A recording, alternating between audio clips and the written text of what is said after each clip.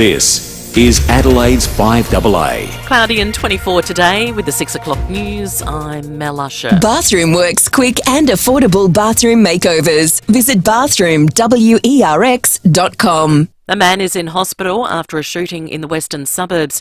It happened around 7:30 last night at Royal Park. The 47-year-old victim was located at a premises on Brandwood Street. His injuries are not life-threatening. Investigations are continuing. The state opposition has accused the Premier of having his priorities all wrong by spending taxpayer money on bringing celebrities to South Australia instead of fixing the ramping crisis. Spokeswoman for Government Accountability, Michelle Lensink, says it's outrageous that he won't reveal how much it cost to bring royal couple Zara and Mike Tindall to South Australia for the 500, once again hiding behind commercial inconfidence. She says it's the same story with last week's Sam Smith invite-only concert, the AFL Gather Round and the Live Golf Tour. Because it's just not good enough when we've got a situation here in South Australia where ramping is at record levels, that the government is focused on these sorts of events rather than fixing ramping in South Australia. A new hotel has opened south of the city. La Loft is located in the Tonsley Innovation District.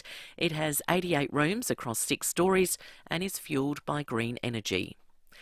A group of Australian military personnel will leave Darwin bound for the UK, where they'll help train Ukrainian forces. It's part of a program that aims to prepare 20,000 soldiers to defend their homeland. Defence Minister Richard Marles says most of the people receiving training are reservists. There's no doubt the willingness of those people to fight on behalf of their country, but this training is going to be really important to equip them for the battlefield. There's been a major breakthrough in the battle against kidney disease involving Australian researchers. Brady Evans has the story. A blood test which could identify people with diabetes who are at risk of developing chronic kidney disease is now on the cards. Researchers around the world have tried in vain for years for a genetic biomarker for the potentially fatal condition. Monash University has led an international team which has discovered a biochemical process which can reveal whether individuals are at a higher risk. The Australian reports it's likely to pave the way for screening to be introduced. Current tests can only screen for kidney damage once the disease has already developed. Climate activist Greta Thunberg has been detained by police during a demonstration in Germany. The 20-year-old had been taking part in protests against the demolition of a village to make way for the expansion of a coal mine. Police say Thunberg wasn't arrested but was instead carried away and is now being held. Madonna is going back on the road. She's announced a world tour to mark her 40th anniversary in music, but Australia has been left off the itinerary. The celebration tour will start in Canada in July. Now to FIVEAA Sport. 10-year warranty and 10-year capped price servicing at Agostino Mitsubishi, Nailsworth and Elizabeth. And it's good morning to Tom Wren. And a very good morning to you as well, Mel. Let's start with tennis, and Australian Alex de Minaur is through to the second round of the Australian Open after beating a lowly ranked Taiwanese player. He says he's being guided by the Bobby McFerrin song, "Don't worry, be happy." I just want that message ingrained in my head. So whenever there's a tough moment out there, I just kind of try to sing that song in my head and avoid any negative thoughts and try to, stay positive out there. Fellow Aussie Alexei Poprin won his match in 5 sets, while South Aussie Thanasi Kokonakis will return to the court this morning, leading Fabio Fognini 2 sets to love while he's up a break of serve in the 3rd set. His match, one of a dozen postponed. Let's go to cricket, and Steve Smith has inspired the Sydney Sixers to a commanding 59-run win against the Adelaide Strikers in Coffs Harbour. Smith blasted a sensational 101 off only 56 balls as the Sixers smashed 5 for 203 from their 20 overs. And the Strikers, they were never really in the hunt, bowled out for only 144. To cycling, Grace Brown has won the Women's Tour Down Under, edging out 3-time champion Amanda Spratt on a tough day for riders. Last night, it was Italy's Alberto Bettiol who took out the men's prologue around the Torrens. And in some horse racing news to finish, high-profile jockey Tommy Berry has been banned for 12 months over a betting scandal. And that's the FIVEAA Sport. Now the FIVEAA forecast. Ken Hall Plumbers, your local plumber for block drains. Trusted since 1983. Give Ken a call. A cloudy Wednesday with a top of 24, partly cloudy tomorrow 23. Friday mostly sunny 26 and up to 30 on Saturday. Right now it's 19. More news as it happens on FIVEAA. David Penberthy and Will Goodings. 5AA Breakfast. 6:05, good morning to you. Welcome to Wednesday on 5AA Breakfast. Big morning ahead. Our first chat this year with Sean Fewster. We'll go around the courts with Sean at 7:30. The Police Commissioner after 8:30 today. We'll get an update on the Riverland flood situation and the emergency work that's been done there. But we'll get a bit of a look forward too from the Police Commissioner, whose job very much this year returns to policing from emergency management, which it's been over the course of the last couple of years. In and around all that, we'll be speaking to you. Love to hear from you and your thoughts on any of the issues that are knocking around Adelaide, Australia, or the world this morning. 8223 is the number. You can text us too on 0448 08 1395. David Penberthy, good morning to you. Good morning, Will. Good morning, listeners. I know it's not January 26th yet, so we are still in the sort of back end of the period of mandated indolence in Australia. Melbourne Cup Day through to Australia Day when people are skiving off, but good to see that life is slowly returning to normal, as you said. A lot of our big hitting regulars back today. It'd be great to catch up with the Police Commissioner. And of course our great mate Sean Fewster. Tell you what, he didn't write it, but Nigel Hunt, who is always in the thick of it when it comes to breaking stories for the Advertiser, one of the most senior and excellent journos there. That piece on the front page about this secret judge probe, sexual harassment claims against a judge, not sure which court, don't know if it's Supreme or District or Magistrates or, a youth court, but it just strikes me as a bit cute, the degree of protection afforded to the person when there's other people get drummed out of their jobs for, and I'm not making excuses for it because they deserve it, but At the point of accusation, not being found guilty too. how many people have lost their jobs instantly after they've been accused of doing something stupid at the Christmas party? So I wonder what Sam DeLuc feels about the... He wasn't afforded the anonymity of a probe, was he? We had full-blown parliamentary privilege. Politicians have the opposite, don't they? Yeah. You can air any accusation. Why is it different? Well, I did think that. I was wondering that reading the article, but presumably it's another judge that presides over the decision about whether this is public or not. The prosecutor was of the view that this should be made public, and details should be. That was denied. And then in the second instance it said, well, how about, am I allowed to say I'm looking into this? And that was given the okay, which is why the story was able to be written. But you're right, cute's a good way of describing it. Maybe icky is another way of describing it. Maybe protection racket. Yeah, if you want to say that, if you want respect. Well, look, whatever the case might be, it does feel odd when the people presiding over the decision about whether this can be public or not are probably colleagues of the person who's the subject of the investigation and the accusations. Hey, on a much lighter note, one of the words I remember being taught by the great Jane Riley, our good friend Jane, petrichor, the smell of the earth after it's rained. Today is a feast for the senses, weather-wise.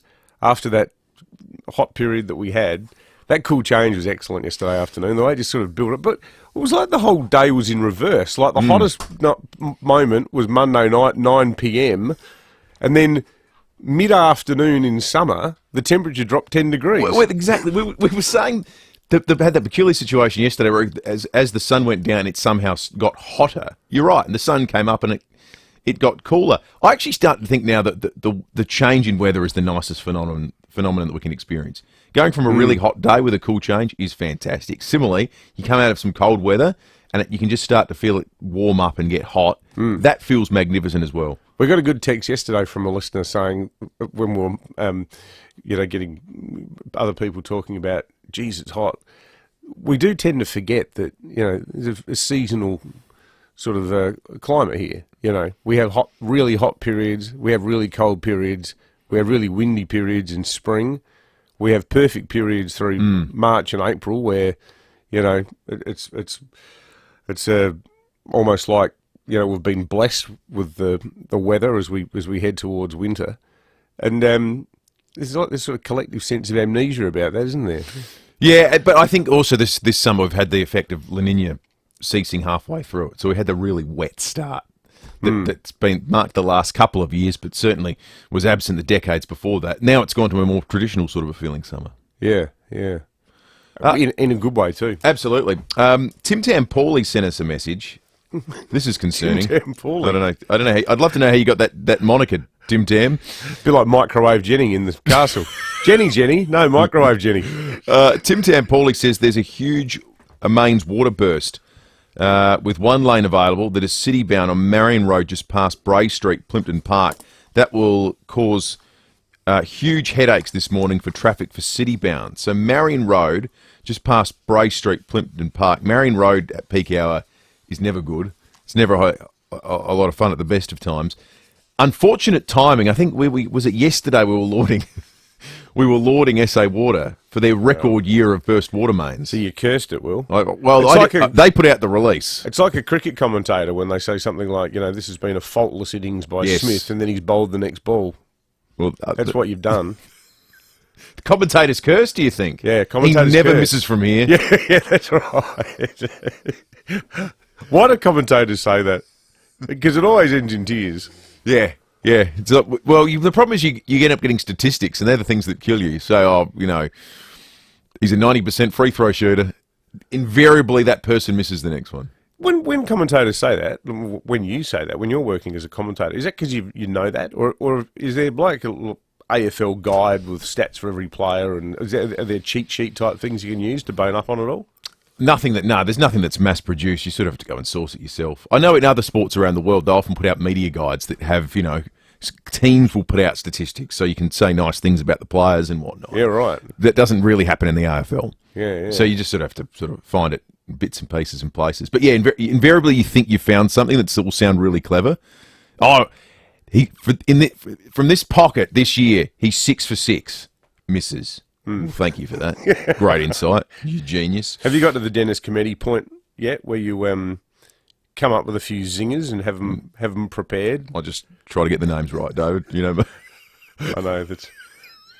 I remember once Dennis Cometti, inspired by Borat, said the ball hangs in the air like the sleeve of a wizard. I thought he's been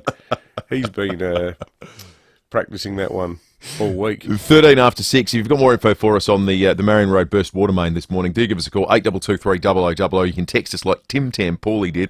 And look, if you want to give yourself a name like Tim Tam Paulie, we invite you to do that as well. Brilliant. 044808 1395. Renovating your bathroom? Race into Beaumont Tiles for 20% off every single complete bathroom package in every style and budget, or 20% off including tiles, taps, vanity, the lot. Choose Beaumont's and save on packages now. T's and C's apply. I'm Kathy Nagel, Chief Executive of Western Hospital Henley Beach. Chronic diseases may cause heart and vascular conditions that, left untreated, can cost you your life. Western Hospital offers a wide range of cardiology and vascular interventions which may prevent disease and could help prolong your life. Interventions range from cardiovascular health checks to diagnostic interventions like angiogram and stenting. For more information, visit westernhospital.com.au or phone 8159 1200 to arrange a referral. Introducing Nissan Future Value Business Plus, a new fleet finance solution for small to medium businesses offering competitive weekly repayments including the cost of scheduled servicing for the loan term. Available now on the all-new Nissan X-Trail ST. Plan confidently for the road ahead with Nissan Future Value Business Plus. Visit nissan.com.au/business plus or contact your local Nissan dealer. Approved ABN registered small to medium fleet applicants of Nissan Financial Services. T's and C's and exclusions apply.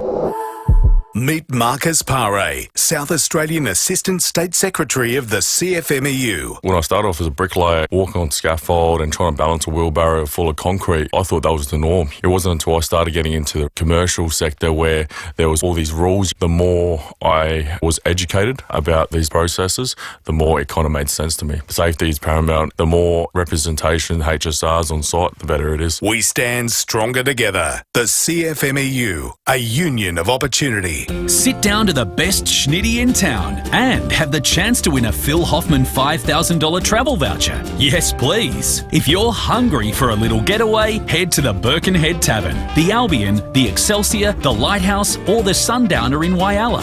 Order a schnitty and go in the draw to win a $5,000 travel voucher. Order a Han Super Dry with it and receive an extra entry. Order, eat, win. You just know it's a Barreau Hotel. Some T's and C's apply. For more than 10 years, Brenton Raglas and Kate Collins have brought you all the big stories on 9 News. David Penberthy and Will Goodings. This is 5AA Breakfast. 15 after 6, get to the news headlines on this Wednesday morning. We start with a man being shot at Royal Park just before 7:30 last night. Emergency services were called to a premises on Brandwood Street. The 47-year-old victim was taken to hospital with non-life-threatening injuries. The suspects have not been located. Police are following positive lines of inquiry, and we'll get an update from them in about 30 minutes' time. Terrible story. Leaders past and present are paying their respects to Liberal Senator Jim Molan following his death at the age of 72. The retired Major General had been fighting prostate cancer. Liberal leader Peter Dutton is remembering him as a patriot and an incredible family man. Prime Minister Anthony Albanese has told Sky Senator Molan was a great Australian and a great patriot who served his country. He's someone who is very passionate about this country and about its security. He's someone who I didn't always agree with all of his views, but I always had respect for them and that they were motivated from a good perspective, from the national interest. He received a lot of recognition, and rightly so. Greg Sheridan said in the Oz today in a good eulogy that he was probably one of the 4 most important soldiers Australia had produced since the Vietnam War. Worth reflecting, did you see that Larissa Waters, the Green senator, she wrote a tweet about Jim Molan's death, and she's someone who was a fellow senator, even though they're diametrically opposed on the ideological spectrum. She wrote what was a well-intended tweet offering her condolences. It said, "Vale Senator Jim Molan, on behalf of the Green Senate team, our heartfelt condolences to his family, friends and all those grieving his loss. Despite our philosophical differences, his ethic of service has our respect." Now, the moment it went up, she started getting all these responses from traditional Green supporters along these lines. Elizabeth wrote, "It would be cooler if you said nothing at all." Another one here from someone called Arbe. "You've got to be kidding me. You're all mates at the end of the day, huh? Enjoy feeding at the government trough. Everyone naively expected better from the Greens." Another one here, "You do not, in fact, got to hand it to him." Another one said, "Oh, you mean the war criminal?" And they went on and on and on God. like this. So she deleted a tweet. You're kidding? No. Oh, that's... I saw someone else, Paul Bongiorno now is... Oh, Paul Bongiorno. Yeah, Hasn't he left the reservation? But he tweeted something nice about Jim Molan, saying I interviewed him. Oh, he did? Yeah, no, he did. Oh, good on him. But he got absolutely abused online. Seriously? By these sorts of people that it's amazing, isn't it? For some reason think their political position is an absolute moral position. I know, there's a certain sort of character out there now who, like, a death, like Pell the other day. Yep. Whatever you think about Pell, and I'm no fan, was no fan of the way... Not the accusations against him, which I never bought, but the whole 3 strikes and you're transferred policy that they had in place for kiddie fiddling priests. Now, Pell, clearly open to criticism on that front, but the moment someone has died is not ever the moment to put out a posturing and tasteless comment about them. That's the saddest part about it, I think. There are certain tenets of society that that have crumbled away, and that largely because of people that are chronically online and are politically obsessed. There was a time you just showed someone respect when they died for their family and those they left behind. Yeah. And that's the right thing to do. But now there's these people that seem to think, no, it's just another opportunity to kick a political opponent. I mean, how small-minded and pathetic are you? Yeah, totally. China's slow economic growth could impact Australia's recovery from the pandemic. The Asian nation's annual GDP growth has fallen to one of its worst results in 50 years. It's put the Australian government on alert. Trade with China accounts for nearly a third of global trade. Interesting, China's population's gone backwards for the first time in a very, very long time. Did they still have the one-child policy, or did they get rid of it? They got rid of it. Yeah, because they knew this was coming. The demographic cliff that Japan's experienced, that South Korea's experiencing, China's there now. There is significantly, I saw it phrased nicely the other day, the proportion of grandparents to children in China has never been greater. Never been greater in the world either. So like Victor Harbour, only bigger. It's the Victor Harbour of East Asia. That's what it's been called, I think. It could soon become easier to access medical abortions in Australia. That's if an application to the Therapeutic Goods Administration requesting changes to certification requirements is approved. Currently, only doctors with specialised approval can prescribe a medical abortion.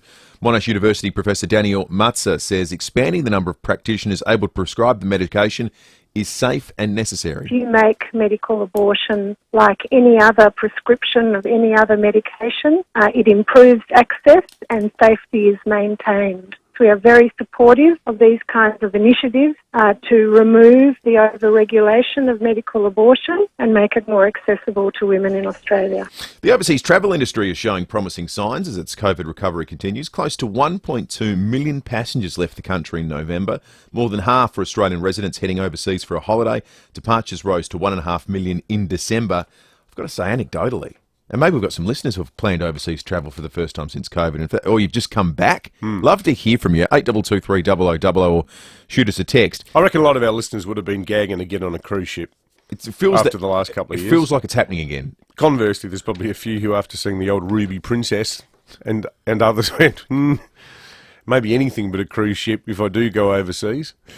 The pandemic sort of changed your perception on a whole range of experiences that now just feel like incubator events. Don't you think? Yeah. There are closed spaces with large groups of people you never would have used to think twice about. That now, even if it doesn't deter you from doing it, 1% of your brain's going, I bet the germs are loving this. I went to a concert. The aquarium you went to. Oh, that aquarium. Oh, crikey. With the added benefit of, not destroying you in terms of your health, destroying you in terms of your wallet. That mangy old clapped-out aquarium in Sydney. Seriously, that thing needs a spruce. I've not been there, but you don't paint a pretty picture. Sounds like you're better off being one of the fish. Yeah. Well, I don't know about that. Certainly not that poor dugong. Climate activist Greta Thunberg has been detained by police during a demonstration in Germany. The 20-year-old had been taking part in protests against the demolition of a village to make way for the expansion of a coal mine. Police say she wasn't arrested, but was instead carried away and is now being held. Isn't that what being arrested is? Yeah. She was carried away and is now being held. But not charged with anything. Just detained. Come with us for your own benefit. Maybe there's a different German word for arrested. Just got to take her to the funny farm. I tell you what, the old tour down under, I was reading up about the race over the coming days with the men's race starting, and geez, they're tempting fate. Saturday, going through Wollonga. Oh, it'll be driving right to the belly of the beast, aren't they? That's right. Yes, no bras required for that leg. Might be a bra in sight. The weather today, a top of 24, much more mild day, quite cloudy, a bit of wind around 25 to 35 k's an hour. Thursday, we've got a top of 23, and then it warms up as we get closer to the weekend. 26 the top on Friday, Saturday 30 and sunny, Sunday 31 and sunny, Monday 31, Tuesday 29. Let's talk sport. Tom Wren's in the 5AA Breakfast Studio with us. 10-year warranty, 10-year cap price servicing. Agostino, Mitsubishi, Nailsworth and Elizabeth. Morning, Rennie. Morning, Will. Morning, Dave. Boys, we'll start with some cricket. It was a big game we forecast last night against the Sydney Sixers for the Adelaide Strikers, and sadly they've come up well short again off the back of a bit of luck for Steve Smith. The ball actually hit the stumps while he was batting. Bales didn't come off, and then he went out and did this. He does go for it. The final ball of the over. And he connects, and it's a 6 to take Steve Smith to a fabulous 100. Audio there, thanks to Fox. I mean, he just belted them. He smashed them. You've got to make a ton if the ball hits the stumps and the bails don't come off. Doesn't come off. That's the rule, isn't it? Happened to me once, and Seriously? I was on naught. Guess what I made? 100. A duck.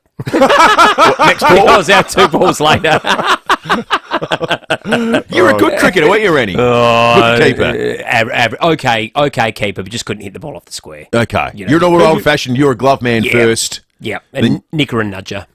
Yeah. Who'd you play for? Tetra Gully. Yeah, right. Out at Tetra Gully. I never got to the Bs, so, you know. Oh, B-grade cricket's a pretty good level. Yeah, it's not too bad. That's a good level of cricket. Big jump between Bs and As, though. But loved it. But just a little I always wonder how you convince your partner that you can basically not see her at all over the weekends for an entire season of the year. How do you get away with that? Well, for some, they're delighted. Yeah, off you go. Great, play another game. Was it your missus' idea? Yeah. You ever thought about playing cricket, Tom? Yeah. What are you going? So they still play 5-day test matches out there. No, that wouldn't have happened. Oh, goodness. So, terrible result for the Strikers. They got smashed. They got to win their final 2 games just to make it now. So I said to Will off air before, the least boring thing in any sport in the world is a dull Big Bash game. Yeah. Like, the last 10 overs of that dire stuff last night was a cure for insomnia, wasn't it? Yeah, it's hard to watch, isn't it, when the game's done? It's different with tests when they're one-sided, because at least you know there's going to be a cavalcade of wickets and, you know, you'll get a result. And it's like this building crescendo, isn't it, towards, you know, you've worked 3 or 4 days to get there. But sadly for the Strikers, a terrible result, you know, given they were 3-zip. Australian Open yesterday, I think the match of the day was the Andy Murray, Matteo Berrettini. You know, Berrettini had match point, a fairly straightforward backhand to win it, missed it. Murray goes on and wins in nearly 5 hours. Amazing Unbelievable. stuff. Yeah, it was incredible, wasn't it? And some good results for the Aussies again. Alex de Minaur, we expected that. He goes through. Kim Birrell, I thought, was really good yesterday. And Thanasi Kokkinakis, his match got suspended, but he's up 2-0 and up a break of serve in the 3rd set, so should go through today. But what about the weather yesterday in Melbourne? They suspend play for extreme heat, and then 3 hours later, they suspend play for rain. That's Melbourne, isn't it? That's Melbourne, isn't it? Like, wild. And I heard you just talking about the Tour Down Under. Well done to Grace Brown, the women's tour. It's the first time it's been given world cycling status. And she took it out. It was brutal yesterday up that corkscrew climb. So well done to her. And then last night we had the prologue. So we're into the stage 1 today of the men's. But it's all starting to ramp up. But I mean, the women have done it really tough with the... Geez, the men have timed it well, haven't they? Haven't they, with the weather? It's so much better for them. So, look, it's been great so far, and hopefully it's another great week or so for the men coming up. Good on you, Rennie. Thanks, boys. Tom. 10-year warranty, 10 years cap price servicing, Agostino Mitsubishi, Nailsworth and Elizabeth. We're going to be talking Tour Down Under a little bit later in the morning. The Santos Tour Down Under is on now. The world is watching and you're invited. Visit tourdownunder.com.au for the festival program. We have some hilarious texts coming through. I think we should hold them till after the break. Can we quickly read this one? Yeah. This one, I love this, for 2 reasons. At first, it says the TDU in Wollonga, Will, is not going, quote, into the belly of the beast, but a bit higher or lower, I suppose, depending on the age of the protesters.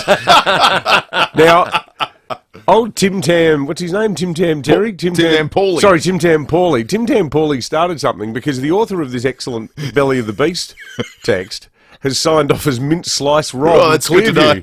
So, you know what? Clearly our listeners, with apropos of nothing and with no encouragement from us, have decided to name themselves after biscuits. If everyone else can do that for the rest of the day, that'd be good. If you want to identify as a sweet biscuit in 2023, who are we to say exactly, you can't? Exactly. You don't think it's ever going to happen to you. I knew our relationship was strained, especially with both of us working full-time and having 3 young kids, but I didn't think I'd ever hear the word separation. That's why I went to Marnie's lawyers. The first meeting was free, and they guided me through everything from the divorce, property settlement, and arrangements with the kids. Thanks to the team at Marnie's, I was able to move on with my life.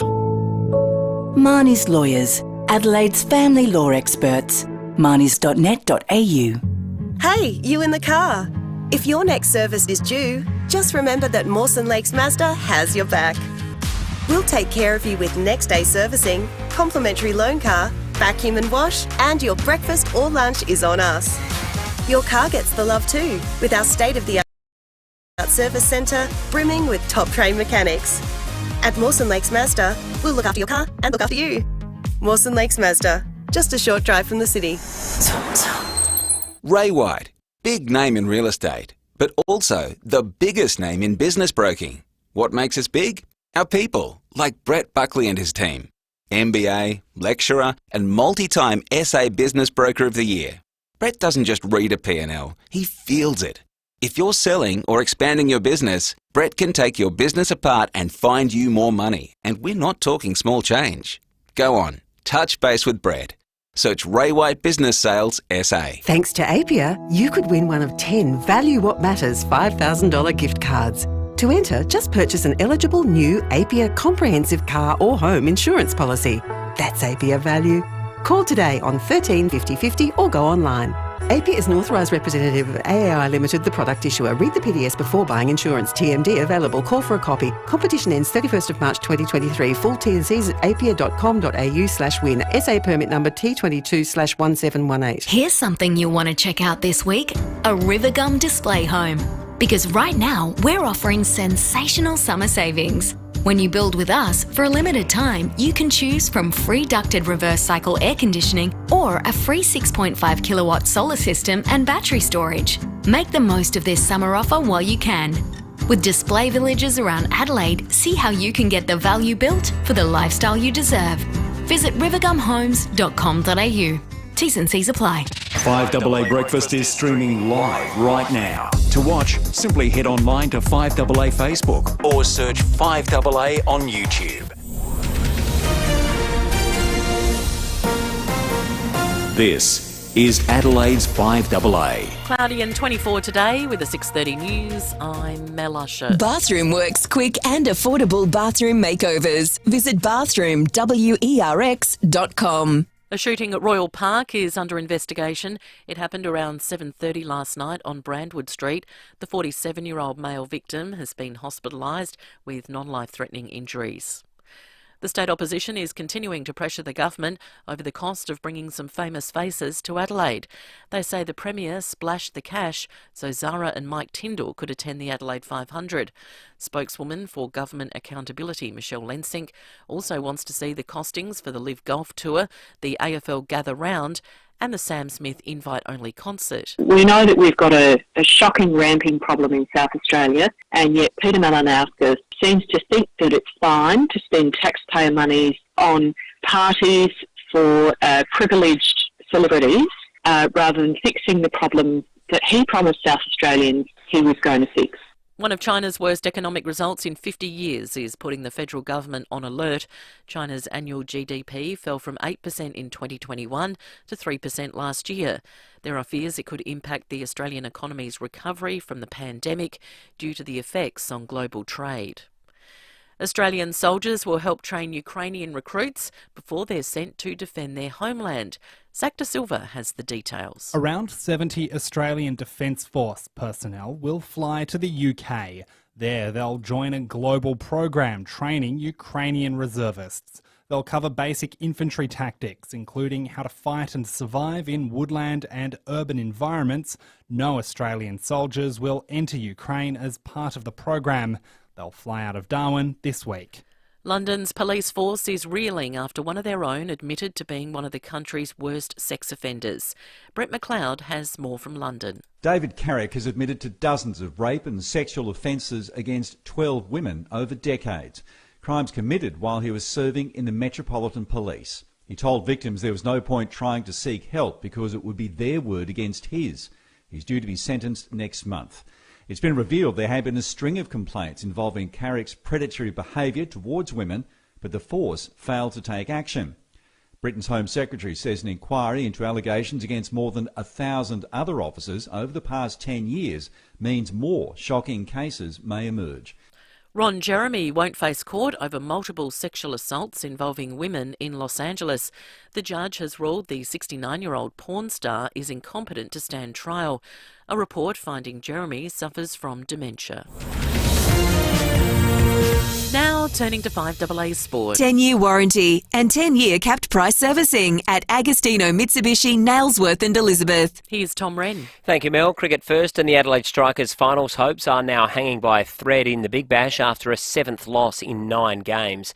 They went down to the Sydney Sixers by 59 runs in Coffs Harbour last night.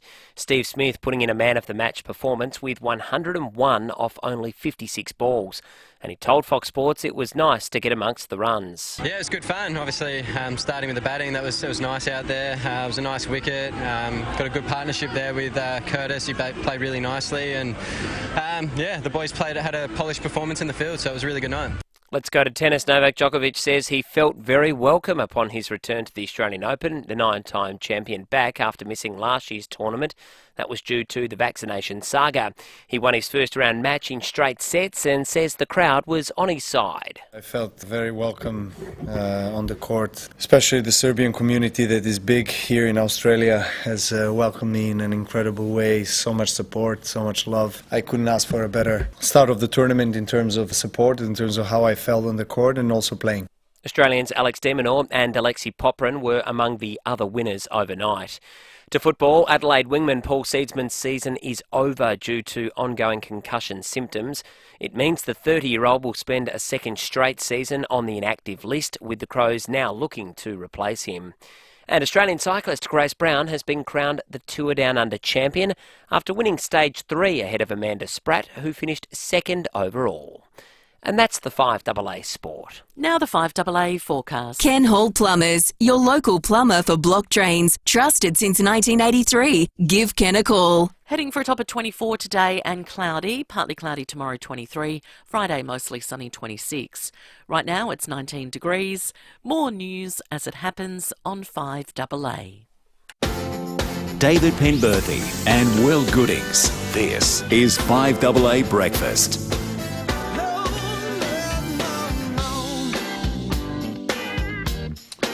25 minutes to 7.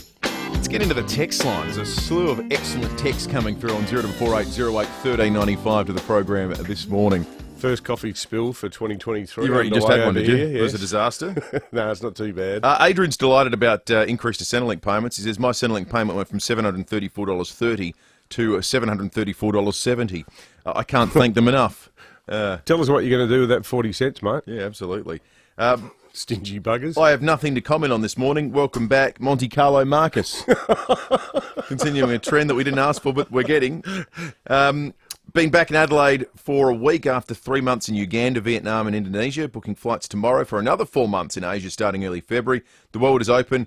Get a little quieter once more. That's from Felix from Felixstowe, a.k.a. Scotch Finger Felix.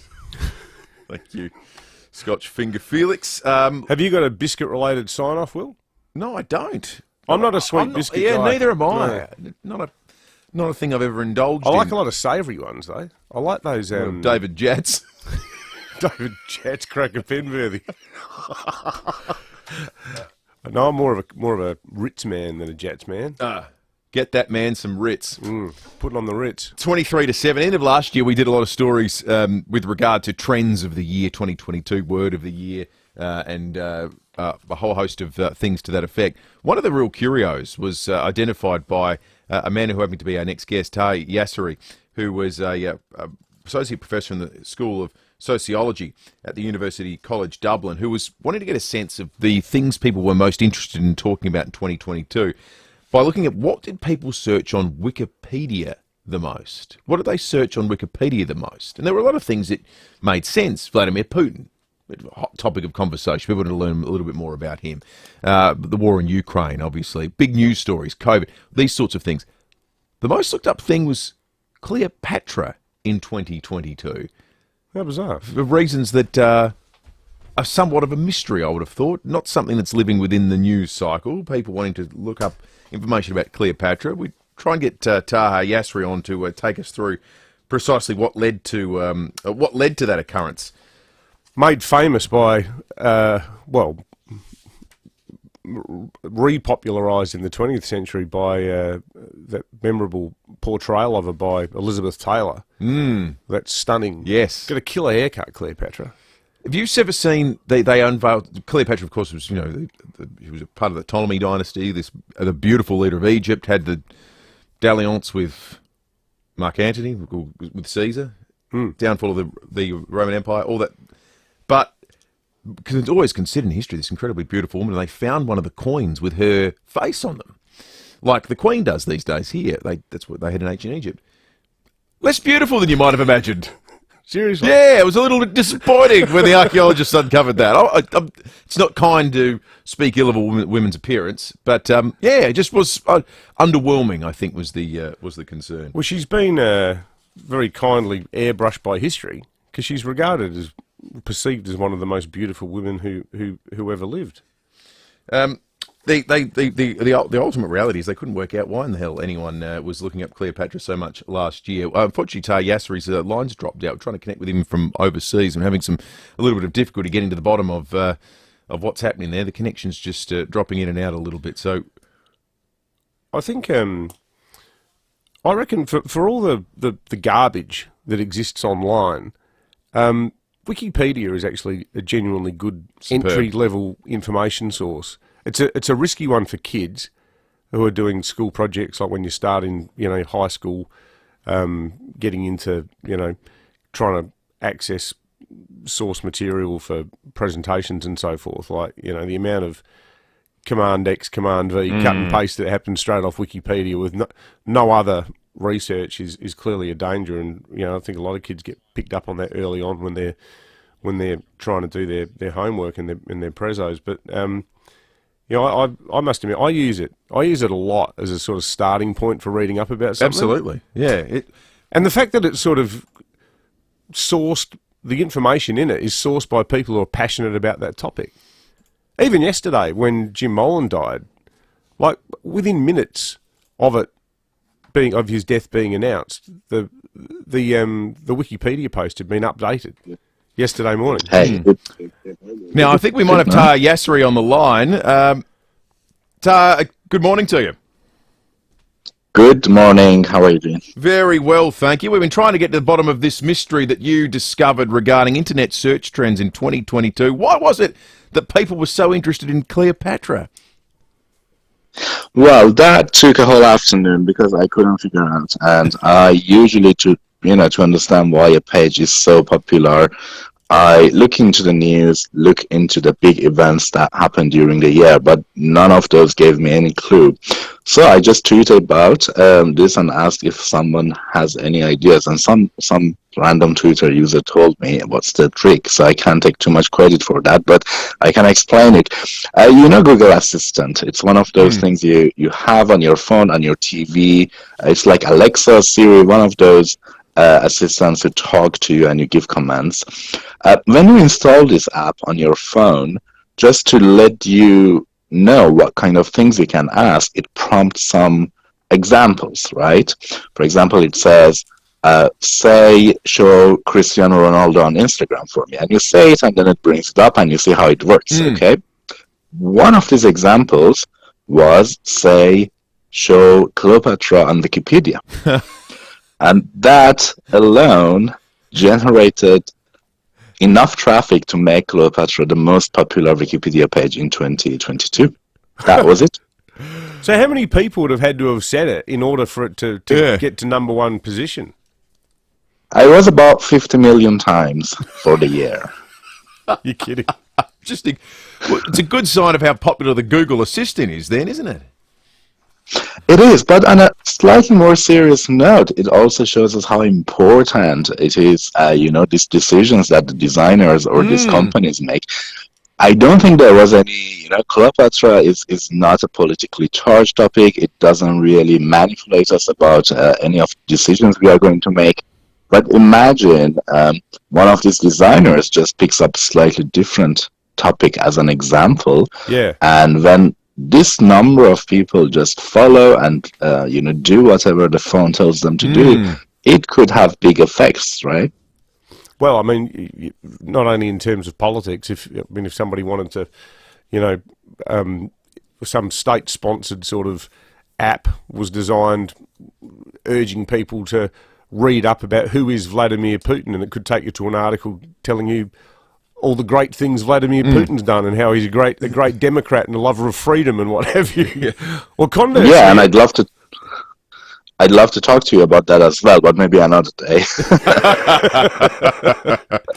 And it probably also raises the prospect of companies paying for rankings with things like this. Where they'd say, well, actually, if you could make it, make the prompt, who makes the best COVID vaccine or something, you get taken to the Pfizer website or something like that. Yeah, there's a commercial application of something like that as well. Yeah. Fascinating. Thank you so much for your time, Associate Professor. That's Taha Yasseri, who made this extraordinary discovery. It's a good indicator too about how data sets can be misinterpreted. Because you would imagine if you were told the list of things people most searched on Wikipedia, that's a good proxy for the things people were most interested in the last year. Well, no, because one of them's been distorted. It was just the thing people used to test their new Google Assistant that they had at home. Hey, our listeners come up with a biscuit-related tag for you, Will. It's Wagon Wheel. What do you reckon? Wagon Wheel. Wagon Wheel. Wagon Wheel. Wagon Wheel Goodings. You can still get Wagon Wheels, can you? Sadly, yes. Yeah. Oh, they're horrible. They're not great, are they? The biscuit's always a bit stale, and the marshmallow's just a bit... Yeah. A little squidge of vulcanised rubber between two daggy old biscuits. Can't get there with a wagon. Appreciate the nickname, though.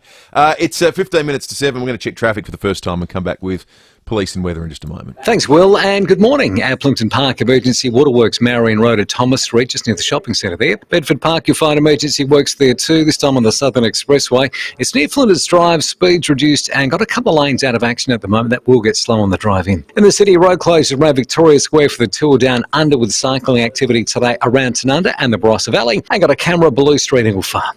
It's time to treat yourself with KFC's Burger Combo Deluxe. Grab a Zinger burger, regular potato and gravy chips, and a drink for just $8.95. Online only, not everywhere, not forever. Pick up only. Adelaide's most accurate traffic on 5AA. Everyday low prices, any time of year. Trust the mighty South Aussies. Great food lives here. Foodland. The mighty South Aussies, yeah. Foodland. You're watching the 5AA live stream, thanks to Foodland. The mighty South Aussies, yeah. Manufactured and installed garage doors in SA since 1974, and their commitment to quality is as strong as ever.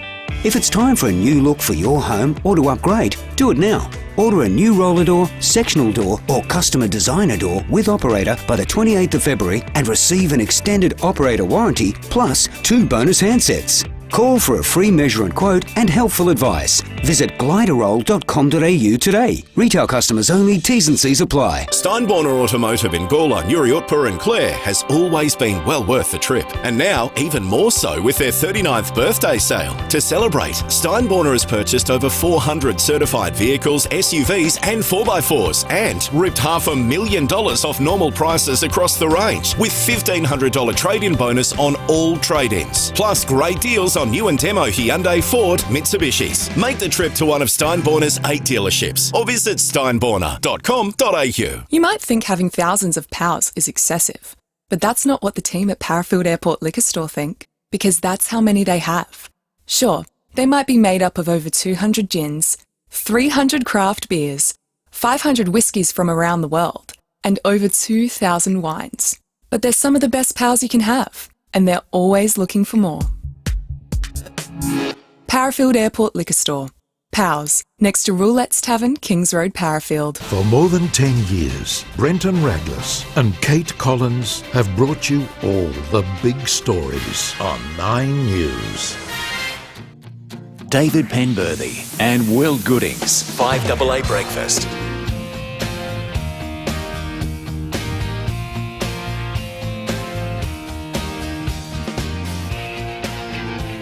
12 minutes to 7. We're going to check in with Sapol in just a moment. Shooting in Royal Park last night. We'll get some more info for you on. But first, let's talk about the weather. Simon Timpke, senior forecaster at the Bureau, is on the line, and that cool change has come through, Simon.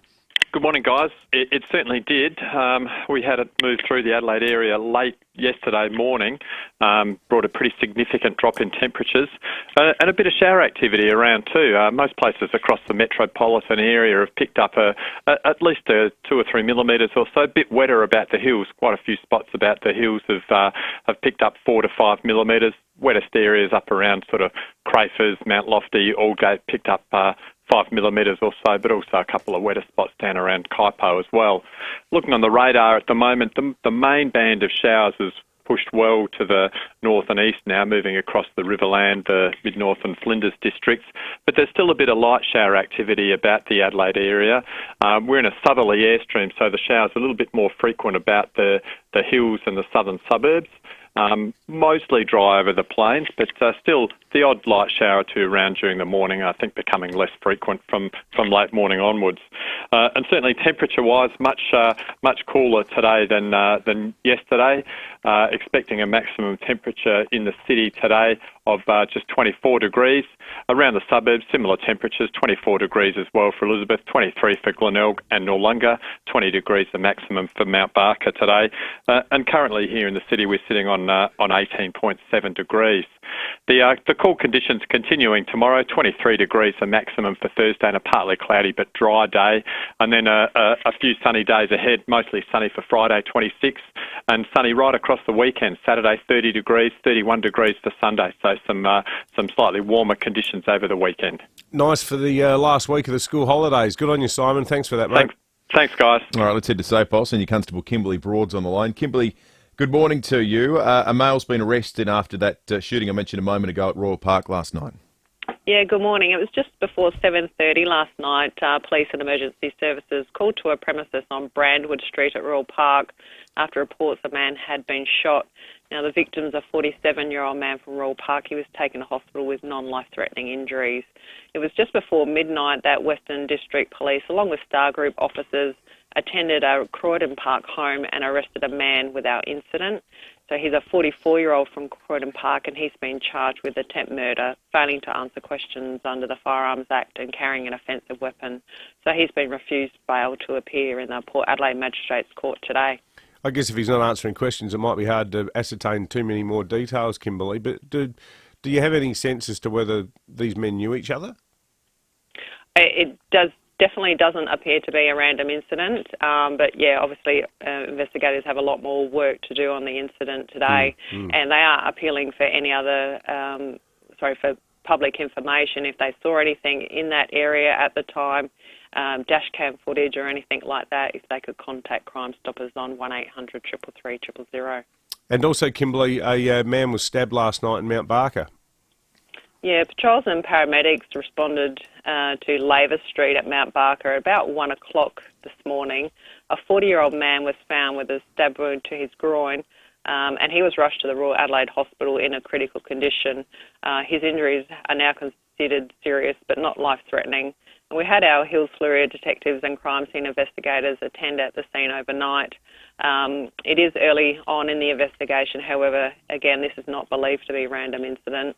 And if anybody heard a disturbance in Laver Street near Hurling Drive overnight, or they have any other information, again, if they could call Crime Stoppers 1800 333 000. Thank you for that, Kimberly. Senior Constable Kimberly Broad from SAPOL. Lots of texts continue to come in on the unsolicited name yourself after a biscuit topic. There's no point. How did this start? Tim Paulie texted us about Tim Paulie. Gave us an update about a burst water motor. A very serious text, but here we are. Anyway, let's do it. Okay, Richie David, I think they're made in China. That's from Ginger Nut Jane. Thank you for that. Ginger Nut Jane with a Y. Bush Biscuit Kath has also texted in, oddly, pledging allegiance to the wagon wheel, which we derided earlier. Bush Biscuit Kath simply writes, no, wagon wheels are the best. And a non-biscuit related name for you, Will E. Coyote, that's been coined by Caramello Ken, who's shifting into the world of chocolates. You name yourself after any form of confectionery. I like this very laboured pun from Rob. Love a good laboured pun, particularly after yesterday with SAPOL about the DUI bloke running into the paddock being outstanding in his field. Rob says, Cleopatra was popular after a new tomb was discovered in Egypt filled with chocolate and hazelnuts.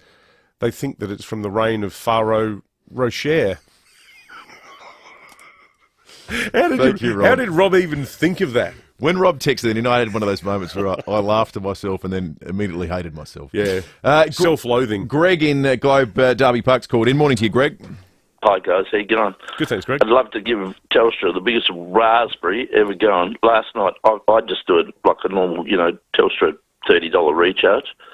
I was on the way home from the farm and I knew it was about to expire that night. Like they expire at 12 or 11:59 Eastern Standard Time, which means like 29 past 11 in South Australia, and God knows what in Western Australia. Started at 9 o'clock, ended up 2.5 hours 5 servos to try, and each time I've had to spend $150.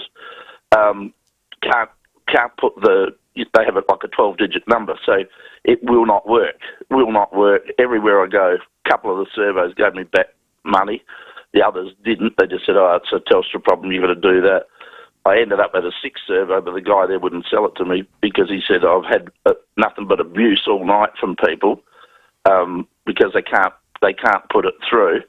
But at 11:29, they are able to cut me off, no problem whatsoever.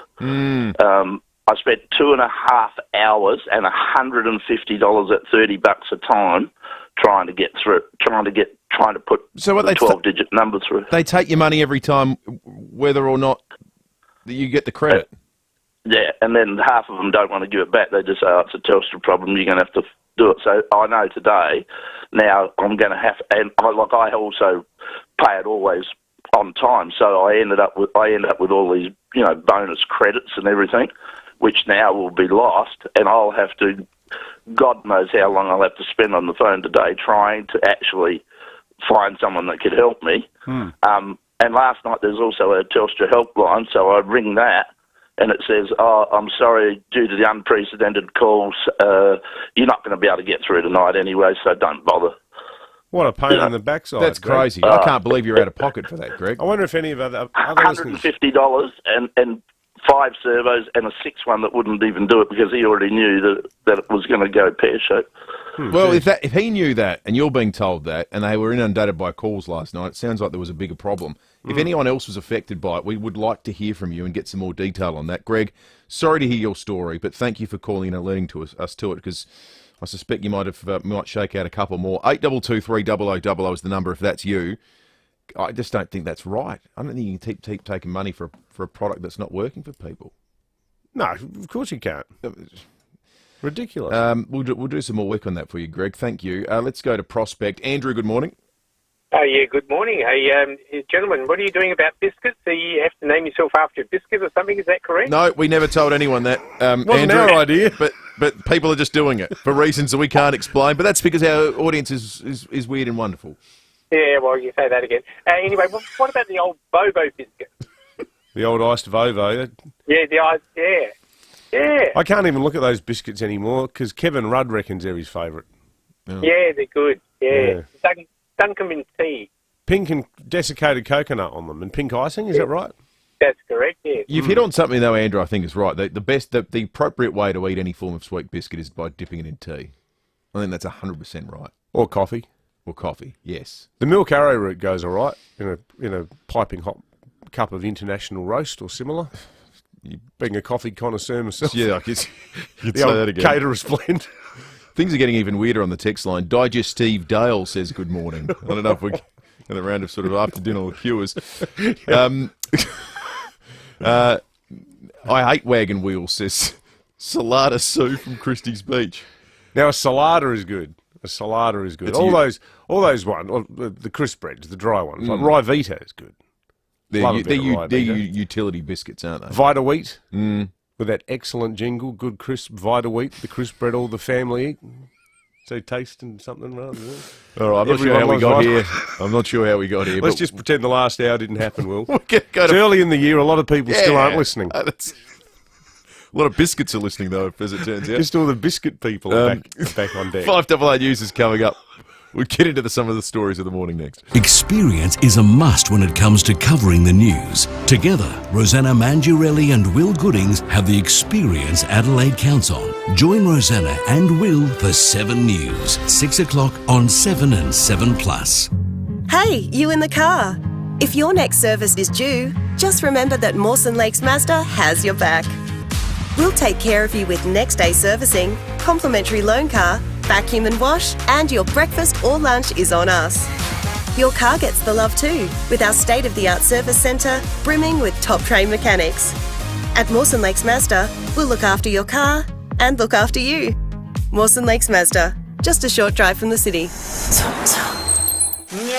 What's got Mike singing? Mike just got an energy-efficient heat pump installed by EcoVantage. Not only is it using nearly 80% less energy than his old hot water system and saving hundreds off his power bills, he got it for free. Thanks to federal and SA government incentives, you can get your own energy-efficient heat pump from just $0. Pump your energy bills down with EcoVantage. Visit ecovantage.com.au. Live cheaper with Cheapest Chips. Catalogue sale now on. Snack healthier with the huge Germania 25-litre air fryer, just $169. Get summer fresh with Lynx assorted deodorants, a hot buy at 3 for $10. And to grow your indoor jungle, 25-litre potting mix with Easy Wetter, only 3 for $13. Plus, earn points and get rewarded with Chippy Rewards. Check out the new 24-page catalogue out now. Live cheaper with Cheapest Chips, in store or online. Every year, people get hit by serious diseases caught from mozzie bites. Mozzies may be small, but they can still be dangerous, even deadly. So protect yourself by covering up with long, loose clothing, using insect repellent, and eliminating the water mozzies breed in. Fight the bite. Cover up, repel, eliminate. For more information, visit sahealth.sa.gov.au/fightthebite or call your local council. A message from the Government of South Australia. 5AA Breakfast is streaming live right now. To watch, simply head online to 5AA Facebook or search 5AA on YouTube. Online, on DAB Digital Radio and on 1395 AM. Talking Adelaide. This is Adelaide's 5AA.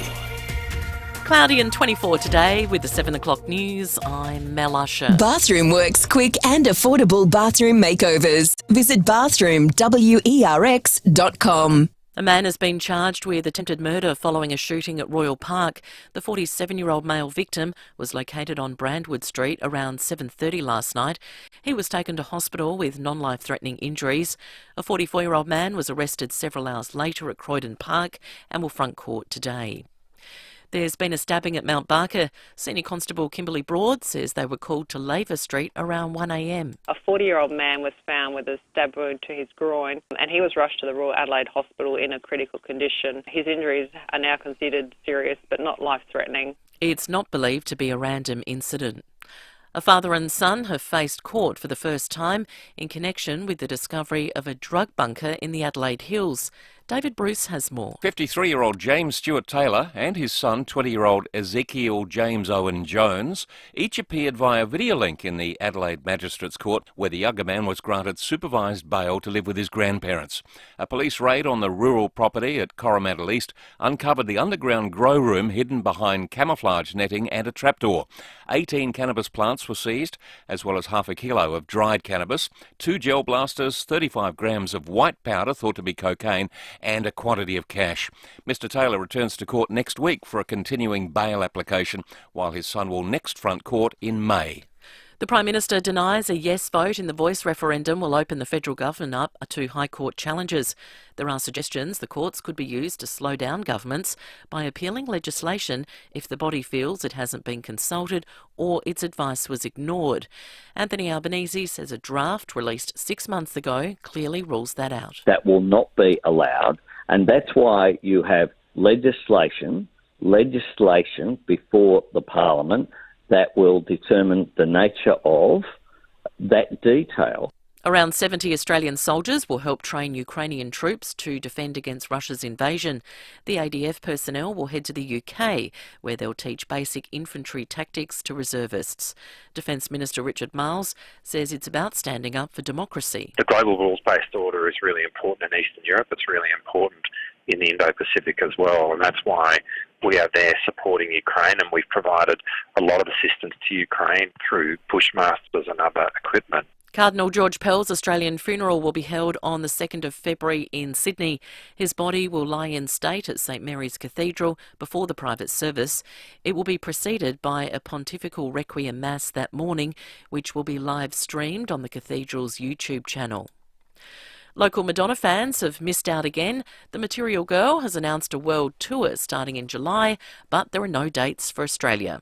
The Greatest Hits show will celebrate her 4 decades in music.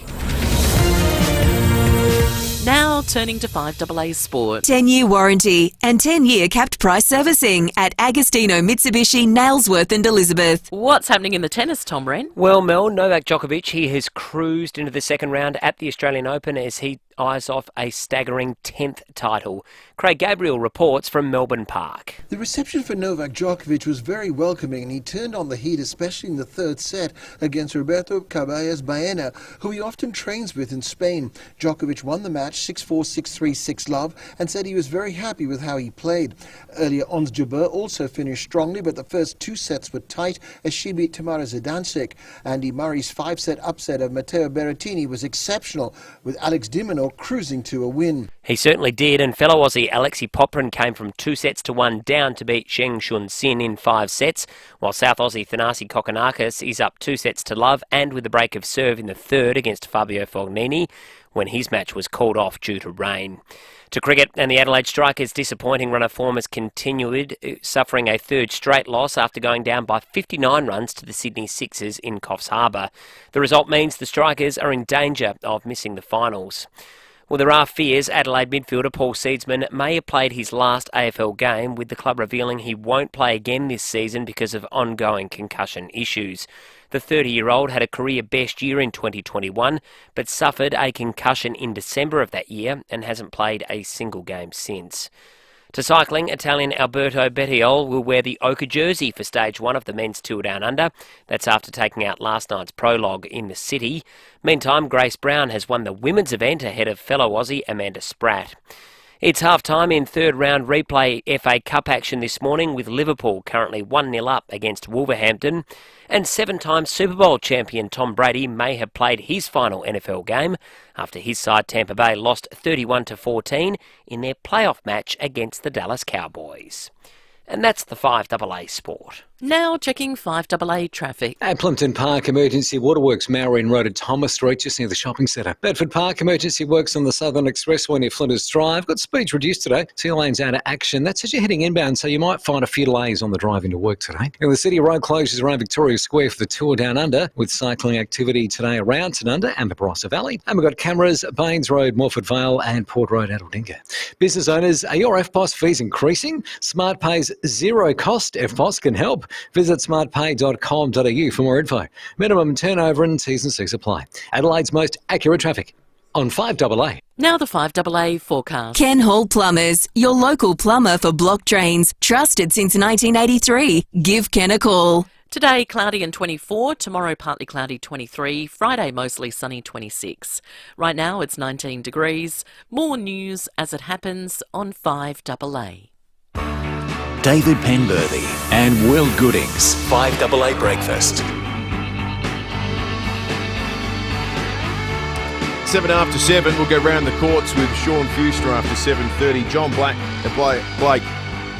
He's been only a regular for 8 years. I think I'll get the name right at some point.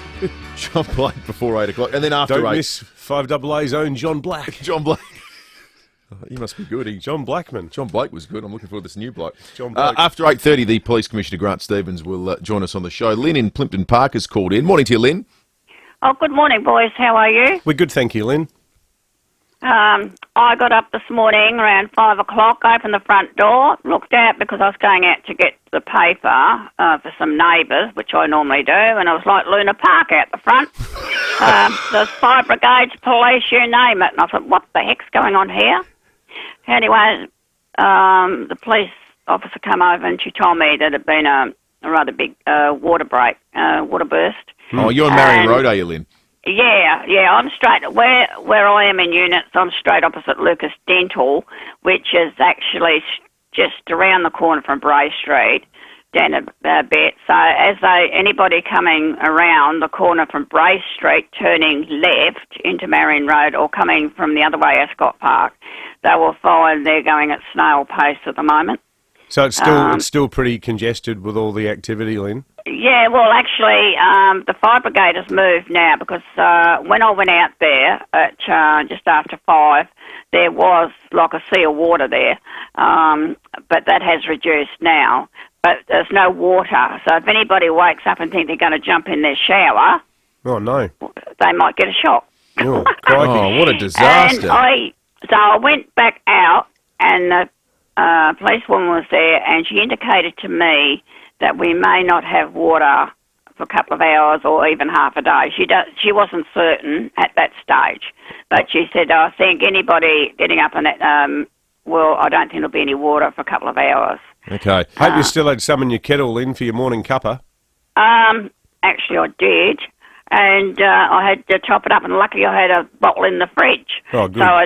So I managed that. Well, thank you for being a roaming reporter for us this morning, Lynn. We appreciate it. Yeah, but it's just, there's always something happening along here. But I wasn't too... Well, when I saw the flashing lights of the fire brigade, I thought, oh, my God, what's happened now?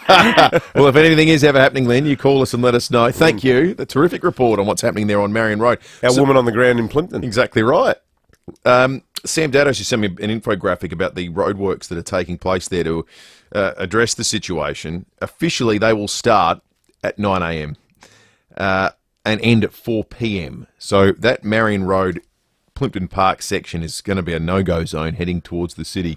One of the busiest stretches of road in the state. Yeah, which will have flow-on effects right throughout that area for people heading city-bound or wanting to head north anyway.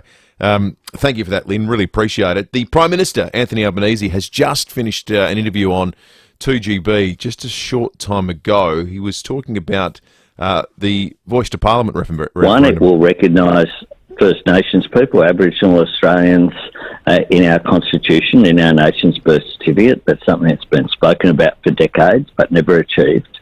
And secondly, it will say that there needs to be a consultative body, not a body that makes determination or makes funding decisions, but one that enables Aboriginal and Torres Strait Islander people to be asked about policies that will directly impact them so that we can close the gap in education, in health, in all of those issues. That is what is being asked. Now, the issue of legislation for the Voice comes after that because the Voice is subservient to the Parliament. It's not seeking to be above it or even beside it. It's just a body where the Parliament will continue to be the decision-making body in Australia. What's your assessment of the likelihood that this gets up at the moment? Because the way I just feel like I'd be blown away if it does. I don't think it's going to get up. There's no chance. And I say that as someone who supports it. I don't think it's anywhere near as dramatic a change as its critics are making out. I don't think it usurps the role of Parliament. And, you know, I've said before on the show that if you think about issues locally where, you know, say there's a crime issue or a problem with young offenders or something like that, what's the worst that can come out of it? If you get, like, community leaders, Aboriginal elders and respected people talking directly to the police minister or the AG, the police commissioner, and saying, these are the sorts of solutions we need, and you get better laws as a result, then I just can't see what the downside is. I don't think any of its critics have actually explained what damage it can do. It's not going to replace Parliament. The people who are doing it aren't going to be on the gravy train. It's not going to be some new ATSIC-style quango where everyone's rolling in cash with no accountability. They're only going to get, my understanding, the state one, they're only going to get very, very, very modest recompense to cover the costs for their time of taking part in these meetings. But having said all of that, I don't think the sell job on it is particularly good because I don't think the detail has been explained. And last week, the sell job is you're a racist if you don't vote for it. That's the problem. That's the problem. And laying a guilt trip on people is the fastest way to make sure that nothing is going to happen with it. Absolutely. And last week I heard Albo say, I think that our perception overseas could suffer if this doesn't pass. Well, the same thing was said about the Republic in 1999, and no one cares. That sank without trace. You know, there's that sort of small L liberal, you know, looking out over the harbour from Balmain view that, the great unwashed, there's so much residual racism and our perception in Asia is going to be... I mean, I'm sure people in Jakarta aren't talking about this. No, they got other stuff on their minds. That's just absolute rubbish. But the elite line that if you don't back it, you're a bigot is the surest fire way to make it fail. It's going to be the most tedious storyline when after it gets defeated. Because the reality is referendums get defeated in this country all the time. And almost always. Almost always. Because Australians are incredibly reluctant to change the Constitution. And this is your quintessential example of the sort of thing that people don't like voting on when it comes to a referendum and changing the Constitution. Something they don't entirely understand. I don't get how it's going to work. And it's the whole interesting you say that, because I've got a really clear memory of standing in my late grandma, Granny Fitz's Housing Trust house in Morphettville, when Hawke was PM, and early on in the Hawke government, there was this crazy referendum that had 4 different questions. One was about something changed to local government. There were a whole bunch of things. There were 4 different questions, all of them completely unrelated topics. And because I was already into politics when I was early in high school, and I said to Grandma, "Are you going to vote in that referendum?" And she goes, "Bloody oath I am. I'm going to vote no, no, no, no." And I said, "Oh, really? Why?" She goes, "I don't understand any of it." Yeah, that's it. And it was like the killer line Tony Abbott had against the Republic, because the ARM, they stuffed it up by having all... It was like a rolling argument about which model we should have, almost up to polling day, with that tortured process of the Constitutional Convention. And when Abbott said, "If you don't understand it, don't vote for it, because if you did understand it, you wouldn't vote for it." It's a great line. It just blew a hole in the thing. And I hope I'm wrong, and I hope you're wrong, Will, but I think sadly we might both be wrong. The equivalent of that, you just heard in what Albo said on 2GB, when he said, "Oh, we'll get to the legislation after it's been voted on." Good luck convincing people of that. Yeah. That's the trust us will handle it approach. Yeah. Well, good luck.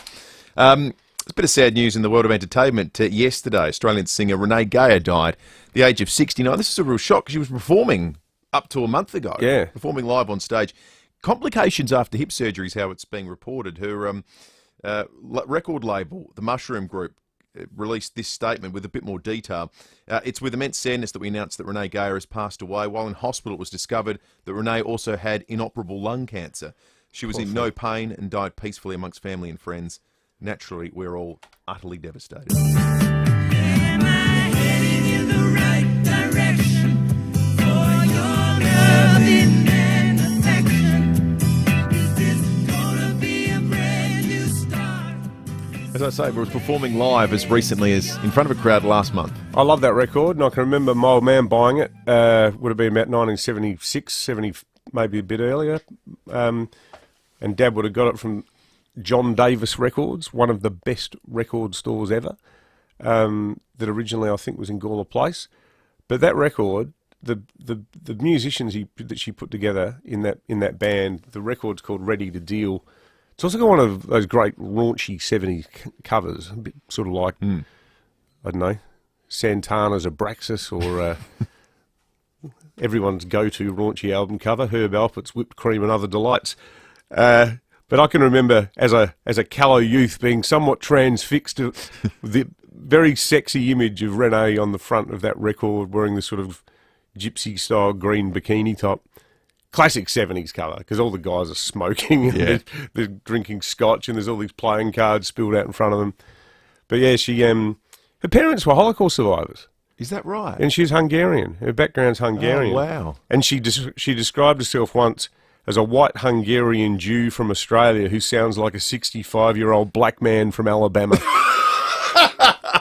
Well, that's a description that will never be topped. Deservedly. I think she was one of the first women to be put into the Australian Music Hall of Fame as well. She's just a legendary singer, great soul singer. Okay, we're going to check traffic. If you'd like to have your say on the program, or maybe you can be a roving reporter from your neck of the woods, 8223 is the number. You can text us on 0448 08 1395, or if you're watching along on the Foodland Supermarkets Facebook and YouTube live stream, drop us a comment there. Traffic and sport next. Thanks, Will. At Plimpton Park, emergency waterworks this morning. Marion Road at Thomas Street, just near the shopping centre. Bedford Park, emergency works there too. It's on the Southern Expressway near Flinders Drive. Got speeds reduced, 2 lanes out of action. That's as you're heading inbound, so that'll be pretty slow for the driving today. While in the city, road closed is around Victoria Square. That's where the 2 are down under, with cycling activity today around Tanunda and the Barossa Valley.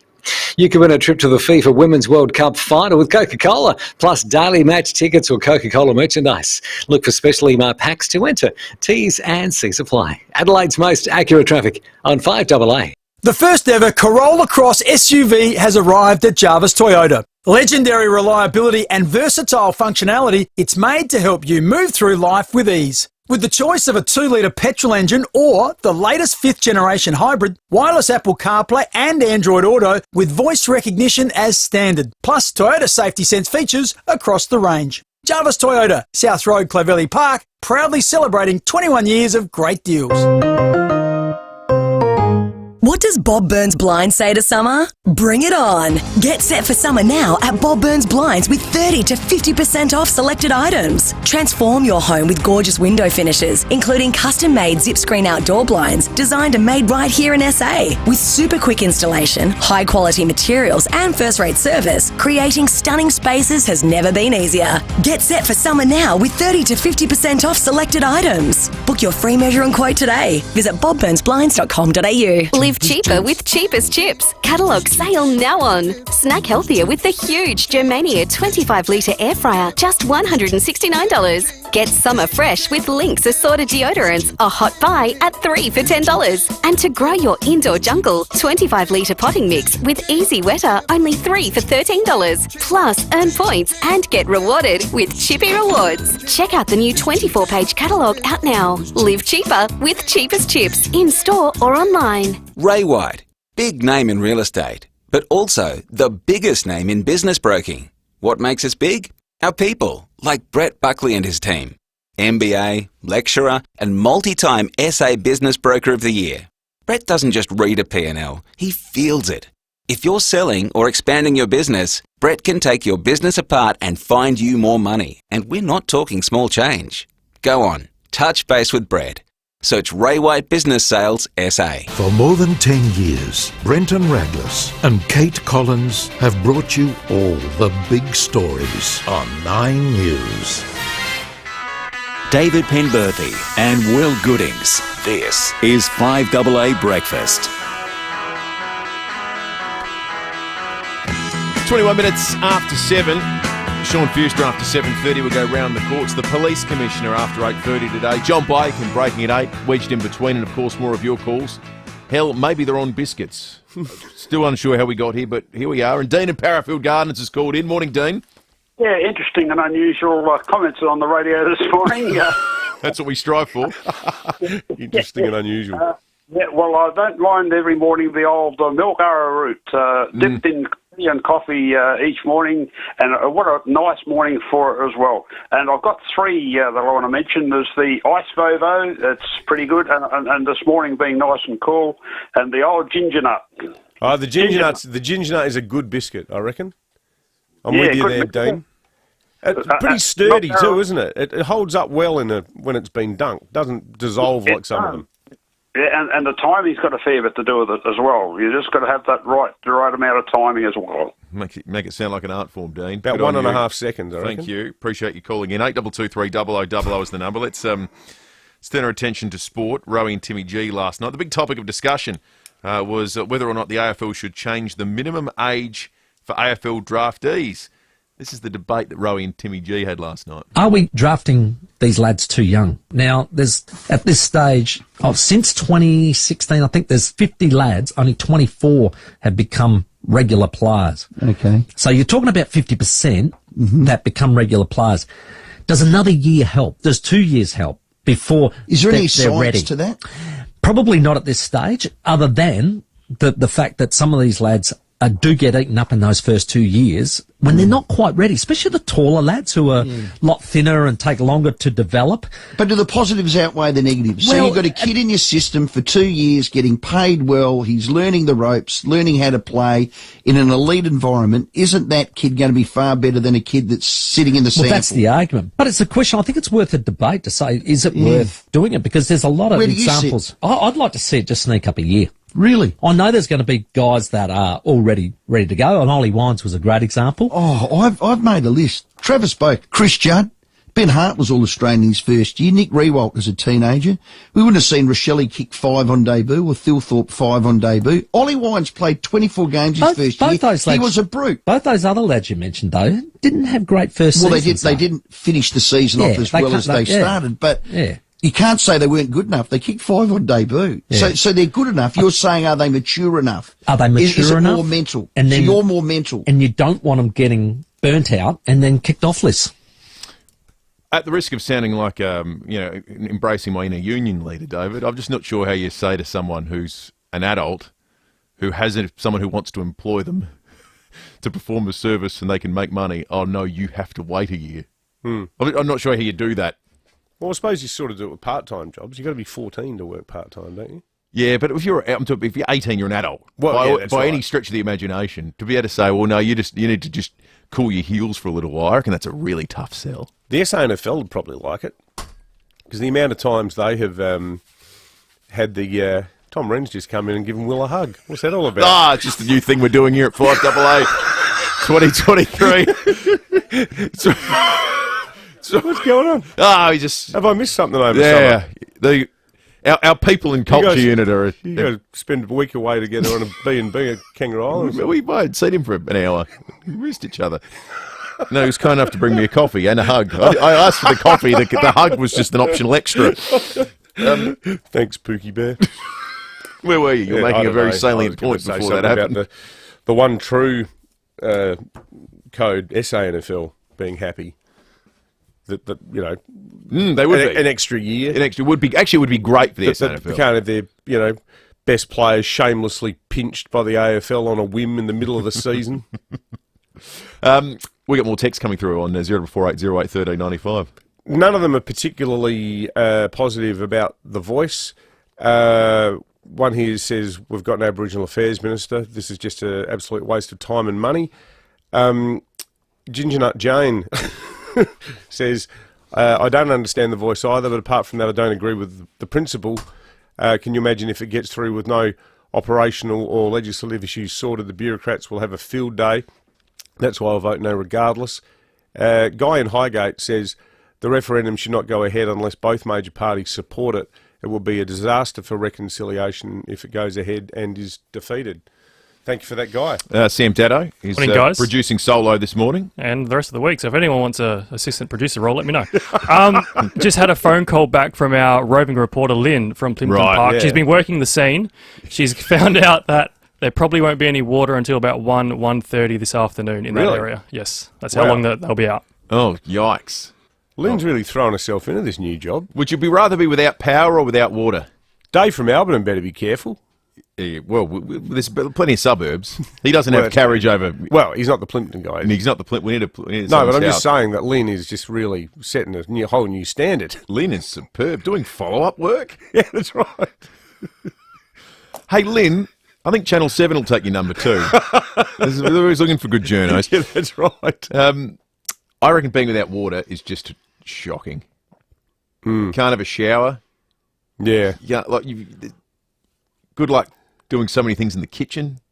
Oh, the amount of times you wash your hands when you're cooking. You wash your hands probably 30 times, I reckon. Changing nappies? Oh, don't even talk about that. How are you enjoying that part of fatherhood, Will? It's actually it's not bad. It's just tedious and constant. You know what's funny though?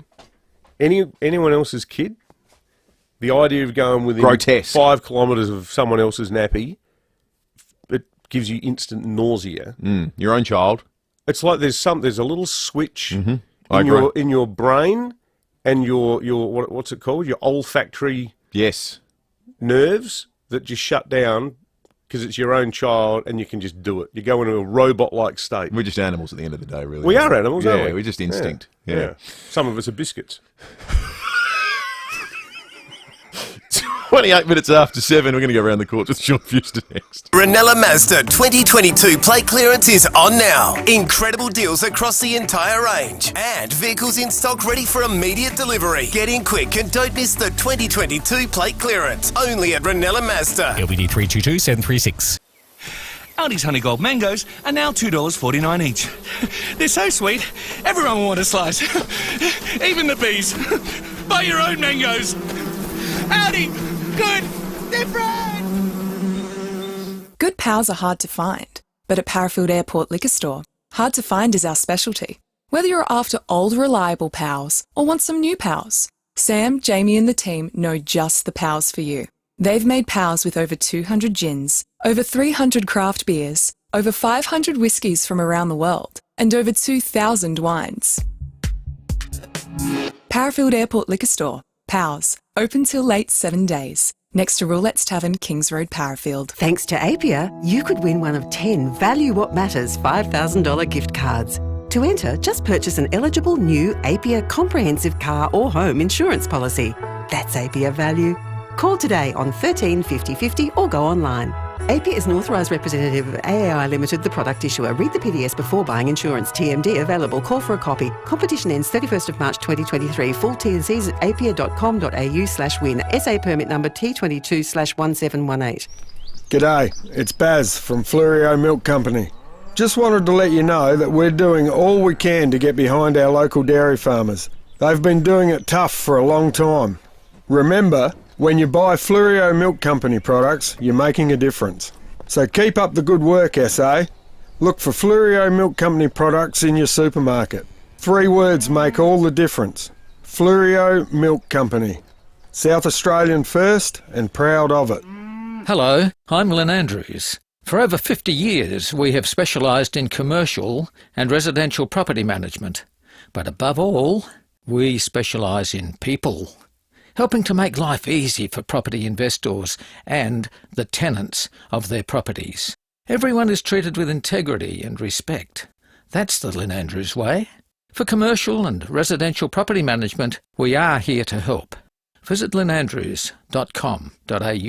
5AA Breakfast is streaming live right now. To watch, simply head online to 5AA Facebook or search 5AA on YouTube. This is Adelaide's 5AA. Cloudy and 24 today with the 7:30 news. I'm Mel Usher. Bathroom Works quick and affordable bathroom makeovers. Visit bathroomwerx.com. Charges have been laid after a shooting in the western suburbs. It happened around 7:30 last night at Royal Park. The 47-year-old victim was located at a premises on Brandwood Street. Senior Constable Kimberly Broad says an arrest was made a few hours later. It was just before midnight that Western District Police, along with Star Group officers, attended a Croydon Park home and arrested a man without incident. The 44-year-old will front court today on several charges, including attempted murder. And there's been an early morning stabbing at Mount Barker on Laver Street. The 40-year-old victim's injuries are serious but not life-threatening. The investigation is in its early stages. However, it's not believed to be a random incident. Around 70 Australian defence personnel will help train Ukrainian reservists in the UK. Sakta Silva reports. The Australian soldiers will teach basic infantry tactics. They'll help Ukrainian recruits learn how to fight and survive in woodlands and urban environments. It's part of a global program helping the nation's military better defend against Russia. No ADF personnel will enter Ukraine. The Australian soldiers fly out of Darwin this week. Power bills are soaring across the nation with another 20% increase expected next month. Deputy Prime Minister Richard Marles assures Labor's price cap will begin to bring bills down. We certainly understand the pressure that increasing energy prices is placing on the budgets of Australian households and Australian businesses, which is why we took the action that we did. But it's only been in place, the price cap, for a couple of weeks. But, we've got to let this play out. There's been a major breakthrough in the battle against kidney disease involving Australian researchers. Brady Evans has the story. A blood test which could identify people with diabetes who are at risk of developing chronic kidney disease is now on the cards. Researchers around the world have tried in vain for years for a genetic biomarker for the potentially fatal condition.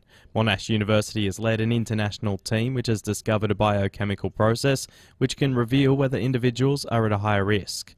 The Australian reports it's likely to pave the way for screening to be introduced. Current tests can only screen for kidney damage once the disease has already developed. Now turning to 5AA Sport. 10-year warranty and 10-year capped price servicing at Agostino Mitsubishi, Nailsworth and Elizabeth. It's over to Tom Wren. Thank you, Mel. Let's start with tennis. Novak Djokovic is warning Australian Open fans to expect longer matches this year. The former world number one joining Rafael Nadal in criticising the balls being used at Melbourne Park. The longer you play, the more rallies you play, the fluffier or the bigger the ball becomes and it's slower. So I guess now I saw that Popperin is playing now over 4 hours. Ruud played over 3.5 hours. So I think we are going to see more of those longer duration of matches. Alexander Vukic, Max Purcell and Thanasi Kokkinakis, the Australians, will all resume their round one matches today after rain brought a premature end to day two at the Oz Open. Alexei Popperin, Kimberly Birrell and Alex de Minaur have all progressed, as have Andy Murray, Ons Jabeur and Belinda Bencic. To cricket now, Steve Smith's stunning century has inspired the Sydney Sixers to a 59-run win against the Adelaide Strikers in Coffs Harbour. The Strikers are still fourth, but are in real danger of slipping out of finals contention. To cycling, Victorian Grace Brown has won the Women's Tour Down Under after a perfectly timed run in the third and final stage. She kept within striking distance of three-time winner Amanda Spratt during the torturous corkscrew climb before making her move near the finish line. Brown now pounces. She opens up the gap. She gets the better of Spratt. The brilliance of Brown takes the stage and she wins the Santos Tour Down Under. Audio there thanks to Seven. Last night it was Italian Alberto Bettiol winning the men's prologue with a 150-kilometre stage one set to begin and conclude in Tanunda today. And that's the 5AA Sport. Now checking 5AA traffic. At Plimpton Park, you'll find emergency waterworks this morning. Marion Road at Thomas Street, just near the shopping centre. Heavy lanes inbound at the moment. Bedford Park, emergency works there too. It's on the Southern Expressway near Flinders Drive. Speeds reduced, 2 lanes out of action. It's actually heading inbound, so we're seeing quite heavy lanes at the moment there as well. And in the city, road closures around Victoria Square. That's for the Tour Down Under, with cycling activity today around Tanunda and the Barossa Valley. Is someone breaking the law on public transport? See it, report it via direct QR codes across all services. Search Adelaide Metro for more information. Adelaide's most accurate traffic on 5AA. Now the 5AA forecast. Ken Hall Plumbers, your local plumber for block drains. Trusted since 1983. Give Ken a call. Heading for a top of 24 today and cloudy, partly cloudy tomorrow 23, Friday mostly sunny 26 and back to 30 on Saturday. Right now it's 19 degrees. More news as it happens on 5AA. David Penberthy and Will Goodings. This is 5AA Breakfast. 24 minutes to 8. John Blake coming up before 8 o'clock, but right now for the first time in 2023... It's time to go around the courts with Sean Fuster on 5AA Breakfast. Speak Up with Crime Stoppers, independent charity, empowering you to keep your community safe, supported by Police Credit Union. He is the best in the business. Sean Fuster, good morning to you. Good morning, and I understand that it can't just be Sean Fuster this morning. I think I have to be shortbread Sean Fuster or Scotchbread Sean Fuster. Yeah, we don't make the rules, the listeners do. Yeah, so Scotch finger Sean Fuster. It's got the right alliteration to it. It does. Yeah. I got to say that that theme music we've got for you, mate. Not that I'm disappointed to see you, but I was sort of hoping that Mariska Hargitay was going to be joining us in the studio. Well, it's better than Christopher Maloney coming in and cracking your head open. Let's put it that way. Or Iced Tea. I pity the fool. No, wait, that was Mr. T. Never mind. Tea? I think so. No. No. Ice Cube. Ice Cube. Yes, from Body Count. Yeah. So big year ahead, 2023. Yeah, look, and it hasn't stopped for me. I've actually worked through the break. Yeah. So I might be back on radio today, but I've been working through. We've covered some heck of a couple of stories over the Christmas break. And of course, there was a murder on Christmas night. That's Another right. one in the early hours of Boxing Day. So we've had 2 people lose their lives by violence in South Australia over the Christmas period. We've had suppression orders. We've had money unspent. It's been a busy festive season for an area of the world that is never particularly festive. And we've got an alleged sleazy judge kicking around as well. Yeah, alleged, second one. I stress. Yeah, absolutely alleged. At this point, it's just being investigated by the Judicial Conduct Commissioner, Michael Boylan, KC. This is a story that broke this morning by my colleagues Nigel Hunt and Mitch Mott. Excellent story. Good to see that these allegations are now being investigated. You guys might remember a couple of years ago, the Equal Opportunity Commission brought out a report saying that sexual harassment and bastardry behaviour in the judiciary and in the legal profession went all the way to the top. The courts said, well, yes, it's been terrible, but it's great that there's no sitting judges or magistrates involved. And then the Equal Opportunity Commission came back and went, well, actually, there is a sitting one. And that led to the firing of now former magistrate Simon Milazzo, which we reported on at the end of last year, for proven sexually offensive behaviour against 3 or 4 different women, ranging from cleaners to women in elevators to judicial associates out on circuit. Real awful stuff. I mean, It's interesting that we have to have degrees for these things, isn't it? There's a difference between contact offending or sleazy behaviour or inappropriate behaviour. It will be interesting to see what comes out of this. The bits and pieces that I've heard that can't be spoken about are fascinating allegations. Whether or not any of them are proven to the Commissioner's standard of proof and then referred across to a tribunal will be the next question. I know it's all very buttoned down in terms of what you can and cannot say, but Adelaide's a small town. The legal community here is not massive. You'd imagine there'd be a lot of side-of-the-mouth conversations in corridors around all sorts of different chambers and, Central Market coffee shops at the moment. You've both worked in politics. It's like any sort of realm like that. I mean, there are allegations about all sorts of people at all sorts of times. You don't know how many of them have veracity. You don't know how many of them are second or third or even eighth hand. At this point, it's going to be quite the thing for Commissioner Boylan to go through all of that and figure out whether or not this is something that should be referred to a tribunal. And if it is, then that's a closed-doors hearing. Like we said in the Tizer about the Milazzo case, that went for several months behind closed doors in Court 9 of the Supreme Court. Everyone knew what was going on behind that door, but no one was allowed to talk about what was going on behind that door. We were saying before, that's a different standard, isn't it? Because wait, double standards in South Australian courts? When? I'm shocked and scandalised. I'm not getting the violin out for Sam DeLuc, but Sam DeLuc and others in other fields of life, absolutely, your name's out there, up in lights, before anything alleged against you has been proven. That's right. And look, we had the laws changed recently so that Section 71A changed, and it meant that people who are accused of sexually based offending, ordinary people who go before the courts, can be named from the moment they're arrested. That was to erase a double standard. Yet when it comes to anything ICAC or judicial conduct related, the double standard remains. ICAC was established after the fact, and with it came with its own set of rules and regulations. Why is it different with the judiciary? Good question. It comes off the ICAC Act. Oh, does it really? Spin-off of the same legislation. Okay. So we're working under the same. So what would have happened goalposts 15 years ago? It probably wouldn't have been an investigation, sadly. Okay, so we're progressing. Incrementally.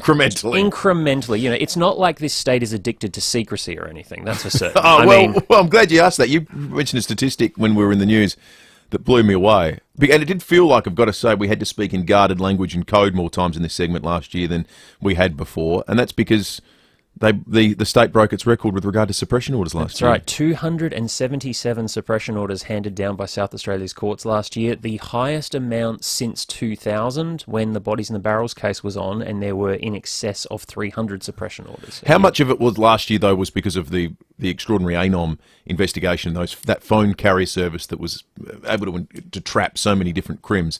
Did that complicate things? Well, it did and it didn't. So if you look at the ANOM or the Ironside suppressions, they account for 24% of that 277. You take that 24% out, you've still got more suppression orders than at any time since 2007, which is when the former state government changed the law in order to increase transparency in the courts. Right. So it's never been more secret. I can remember years ago, close to 30 years ago, Chris Masters did a big report about it on Four Corners. He did. Suppression state. That's right. Now, Melbourne has more than us now, but also they have more people and more cases. The fact that we're at 200. So numerically, not good. Proportionally. That's right. Yeah. 277. Well, Melbourne's population's has passed 5 million. Yeah. Now.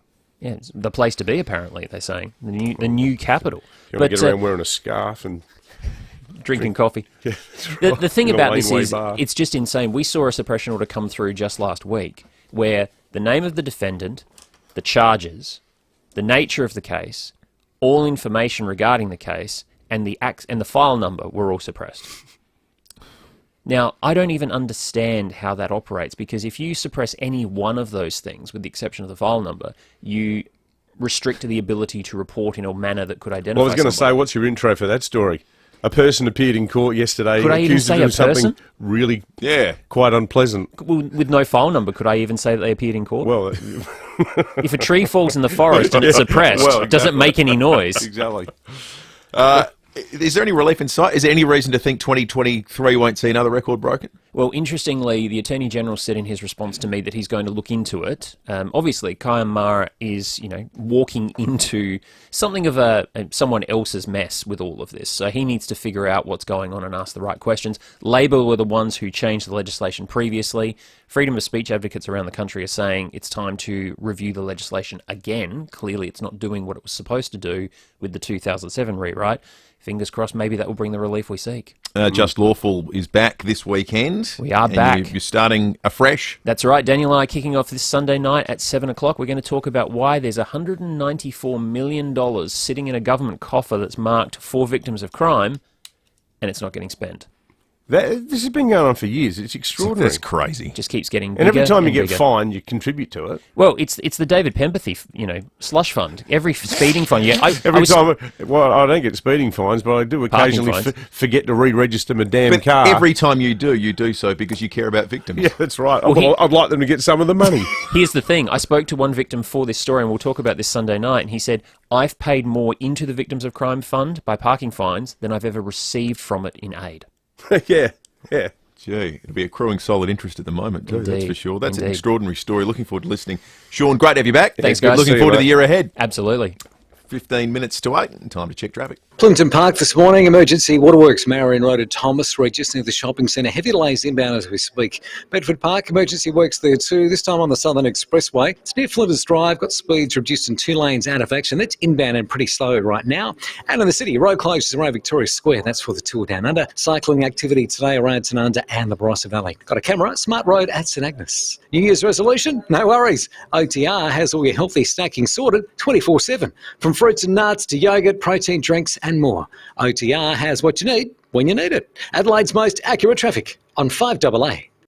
Need a forklift? Don't just get a forklift, get a Toyota forklift. Toyota is the world's #1 forklift brand with a great range of pallet jacks, walkie stackers and reach forklifts right up to their leading Toyota counterbalance forklifts. Legendary reliability and safety with cleaner, greener electric options, Toyota can tailor the right forklift solution for you. It's all part of the Toyota Forklift Advantage. For more, visit toyotamaterialhandling.com.au. Get a Toyota forklift.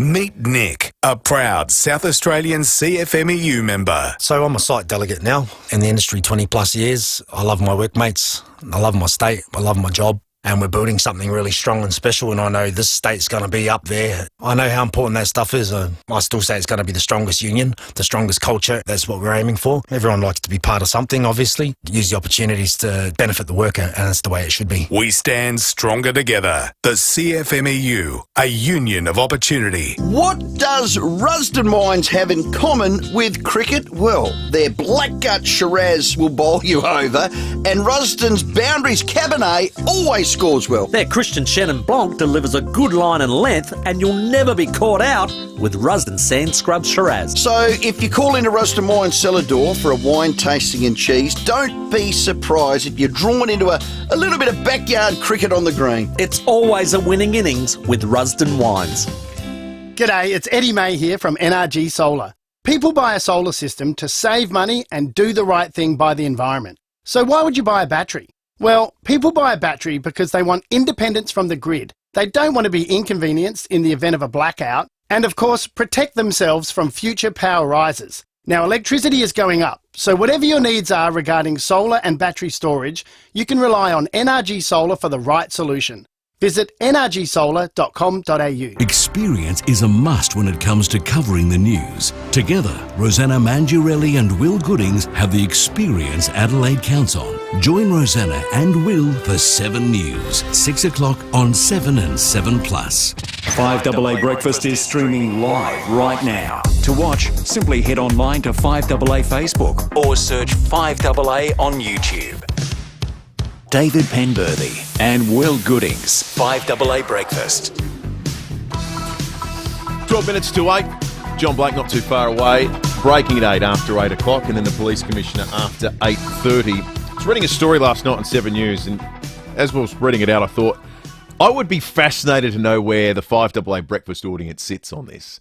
Because I suspect if not evenly divided, will at least be significantly divided. It revolves around a hospitality worker out of Melbourne, worked in an establishment called Birdie's Mini Golf and Sports Bar in Forest Hill in Melbourne. The worker revealed online that they were docked $300, in fact $298.65 specifically, because their manager or boss had discovered, by looking at security footage, that on that shift they were being paid for, the worker was on their phone.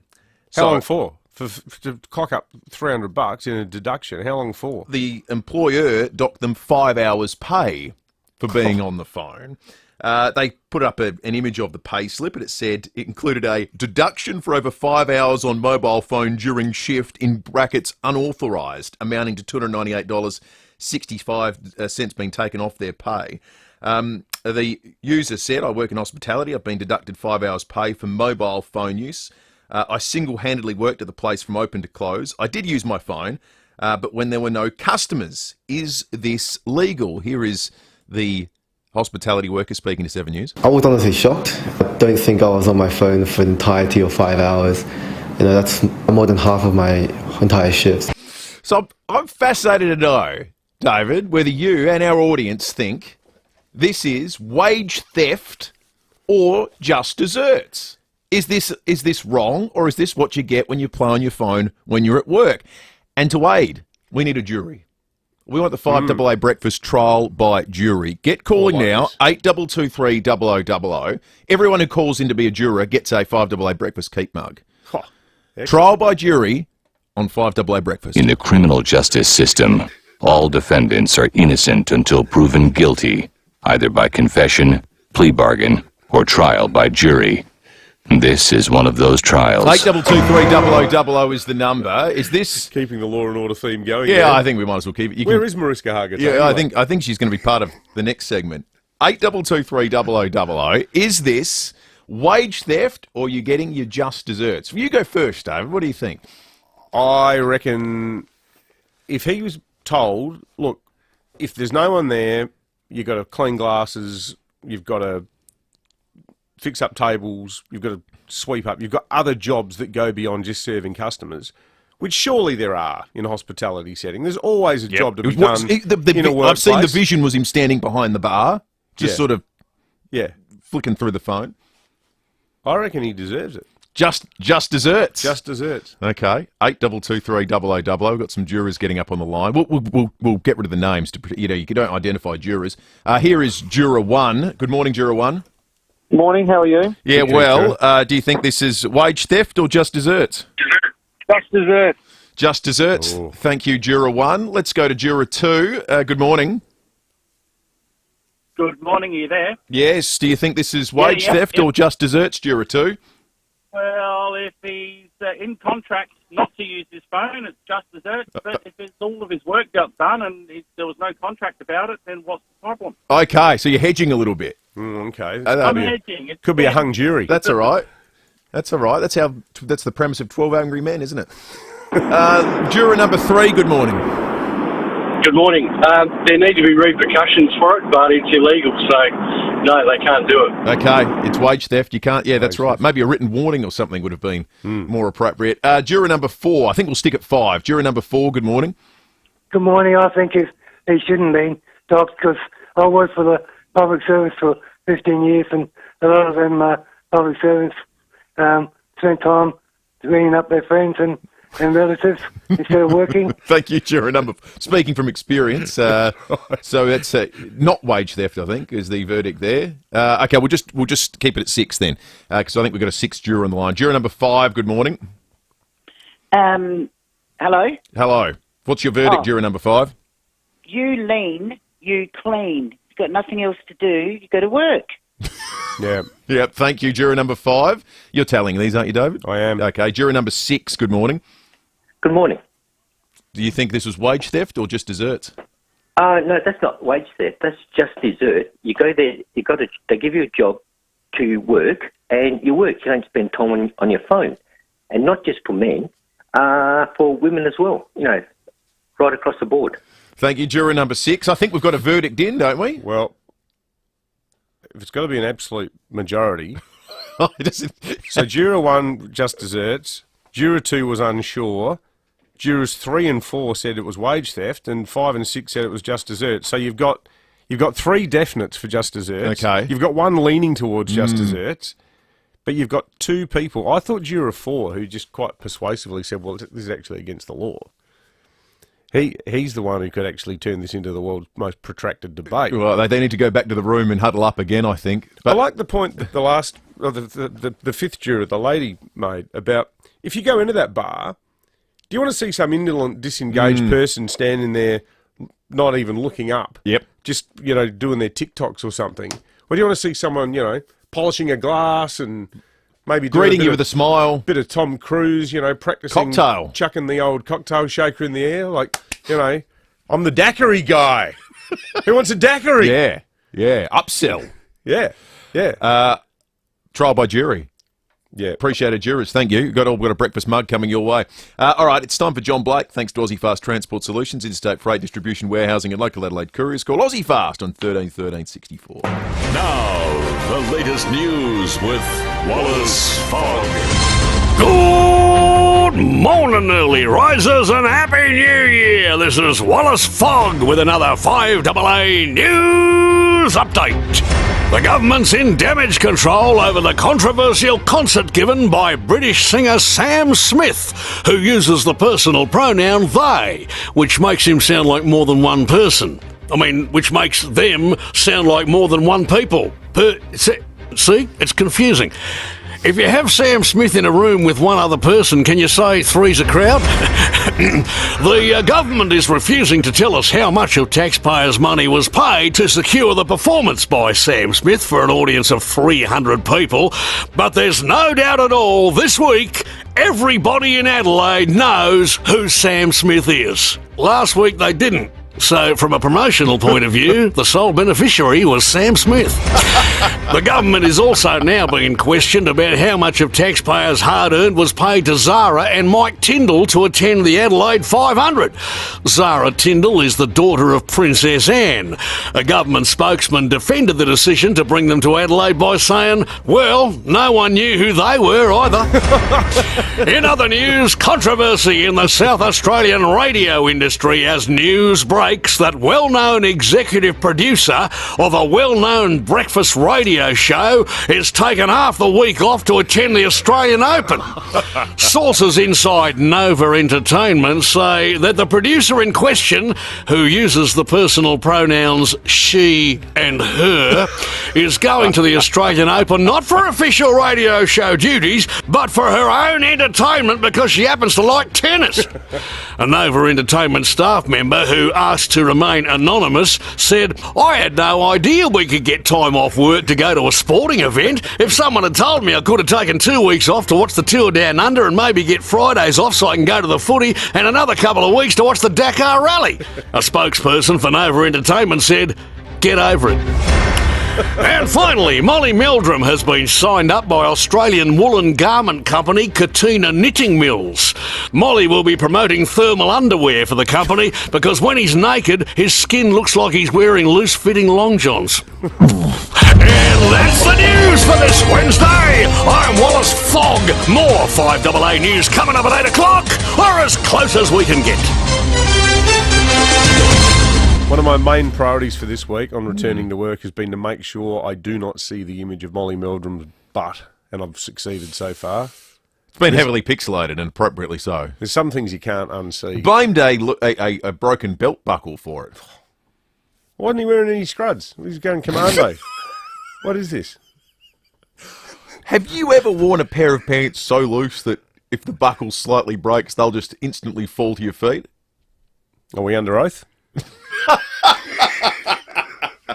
No, I haven't. I don't want a houseboat story, mate. Yeah, that's right. Damn. I knew there was something at home. Yeah, what a weird turn of events. 2 to 8, breaking 8 coming up after 8 o'clock. We'll go behind closed doors at 8:30. The Police Commission not too far away, and more of your excellent calls and contributions to the program, which they're coming through thick and fast, including on the Foodland Supermarkets Facebook and YouTube live stream. Back in a moment. You can do just about anything online. Shop, meet new friends, watch reruns of your favourite TV shows or movies, But there's one thing you should never do online, and that's your will. From the simplest to the most complex wills and estate plans, Donlan Lawyers can answer your questions and help carry out your final wishes. For wills and estate planning, visit donlanlawyers.com. Hindmarsh Square, Adelaide, and Ocean Street, Victor Harbour. Hey Adelaide, it's Cam Boyce from the Adelaide Strikers. We have really appreciated all your support this BBL season, and we'd love for you to cheer us on once again in our final game of the minor round. We're taking on the Perth Scorchers in First Nations round on Friday, January 20, and we can't wait to see Adelaide Oval packed with you, the best fans in the league. The match starts at 4 p.m. Get your tickets at adelaidestrikers.com.au. See you there. G'day, Graham Ross here. Sudden Impact for Lawns has always been my go-to. Now it's even better together with Populate. Sudden Impact for Lawns plus Populate is still an organic-based premium granular fertiliser, but now with the added benefits of billions of living beneficial microbes. Ideal for all types of lawns, trees, even hedges, and be amazed at the results. Sudden Impact for Lawns plus Populate. Available in all good garden centres, nurseries and retailers. Steinborner Automotive in Gawler, Uriutpa and Clare has always been well worth the trip, and now even more so with their 39th birthday sale. To celebrate, Steinborner has purchased over 400 certified vehicles, SUVs and 4x4s, and ripped $500,000 off normal prices across the range, with $1,500 trade-in bonus on all trade-ins. Plus great deals on new and demo Hyundai, Ford, Mitsubishis. Make the trip to one of Steinborner's 8 dealerships or visit steinborner.com.au. For more than 10 years, Brenton Raglas and Kate Collins have brought you all the big stories on 9 News. Online, on DAB digital radio, and on 1395 AM. Talking Adelaide. This is Adelaide's 5AA. Cloudy and 24 today with the 8 o'clock news. I'm Mel Usher. Bathroom Works quick and affordable bathroom makeovers. Visit bathroomwerx.com. A man is facing an attempted murder charge following a shooting west of the city. The 47-year-old victim was located on Brandwood Street at Royal Park around 7:30 last night.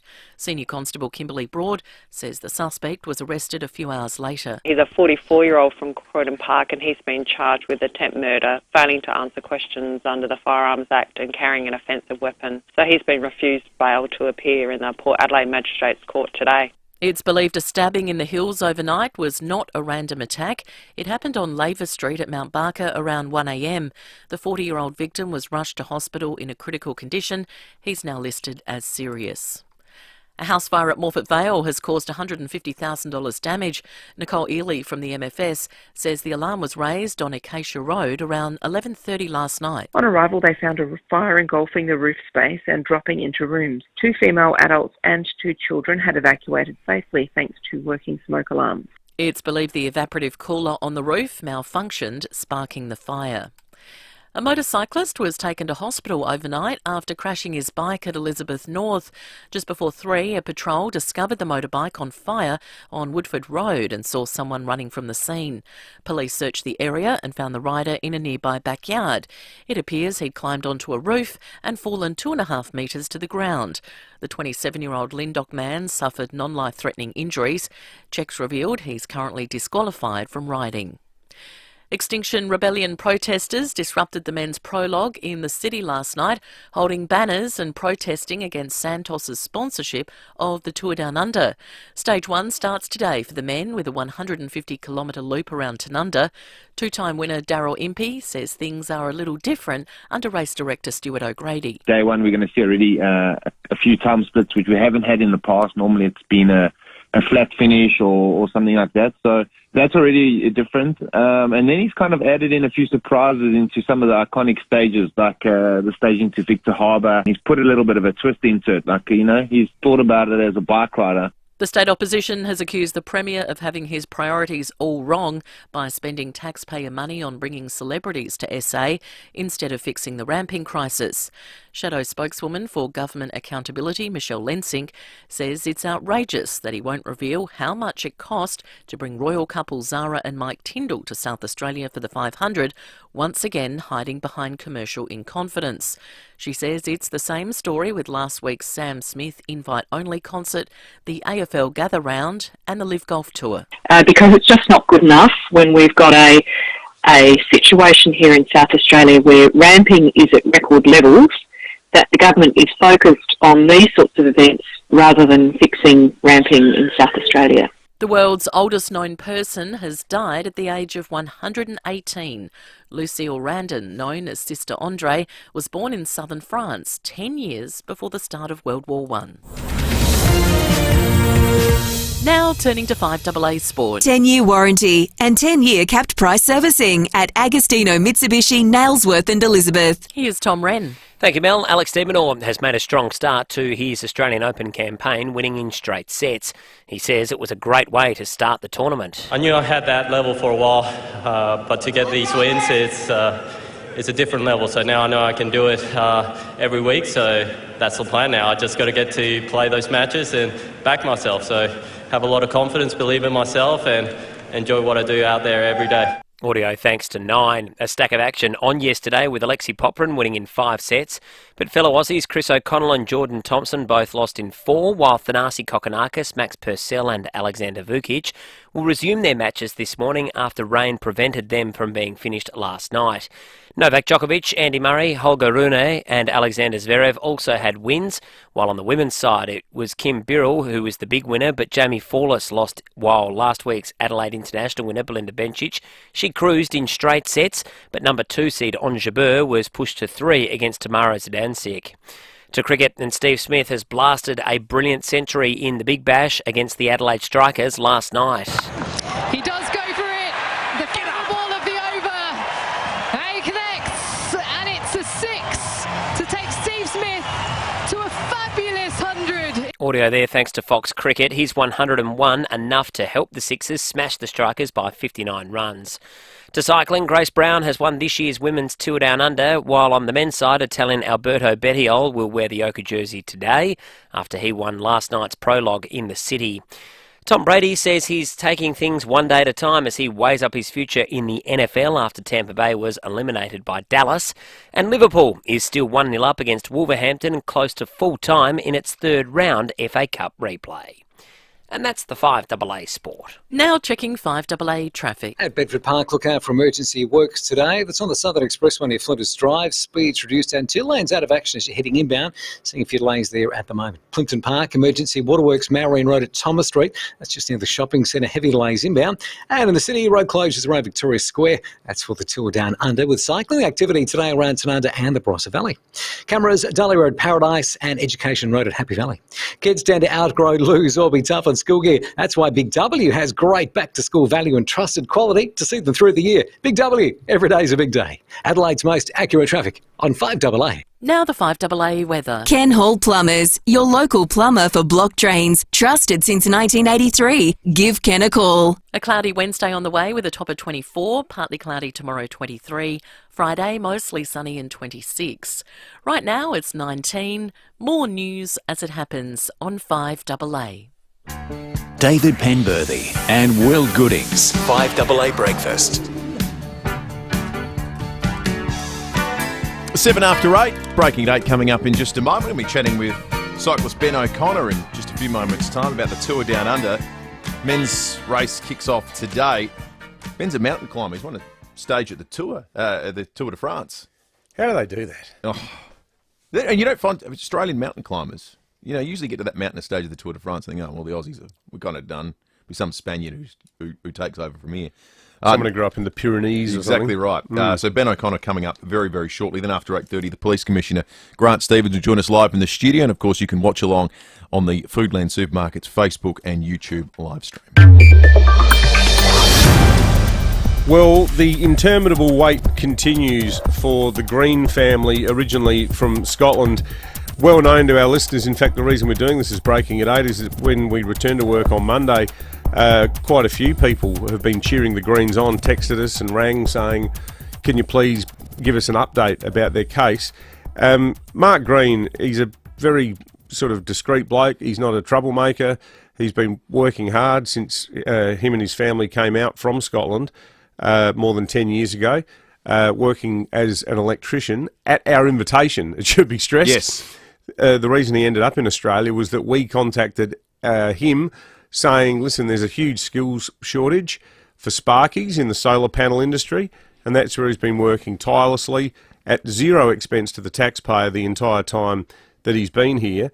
And as you all now know, there was a visa bungle on account of a former employer of his who hit the wall that's landed them in legal strife with the immigration department. Now, they're trying to get the minister to make the easiest decision in the world, to use his discretionary power as minister, which sets no precedent. Ministers previous have let all sorts of people, some of them with reasonably sort of sketchy pasts, stay in the country. We note that in the last few months we've managed to let the so-called ISIS brides back in Australia, one of whom is now caught up under the terror laws. Oh, well, that's gone well. Yeah, it's gone really well.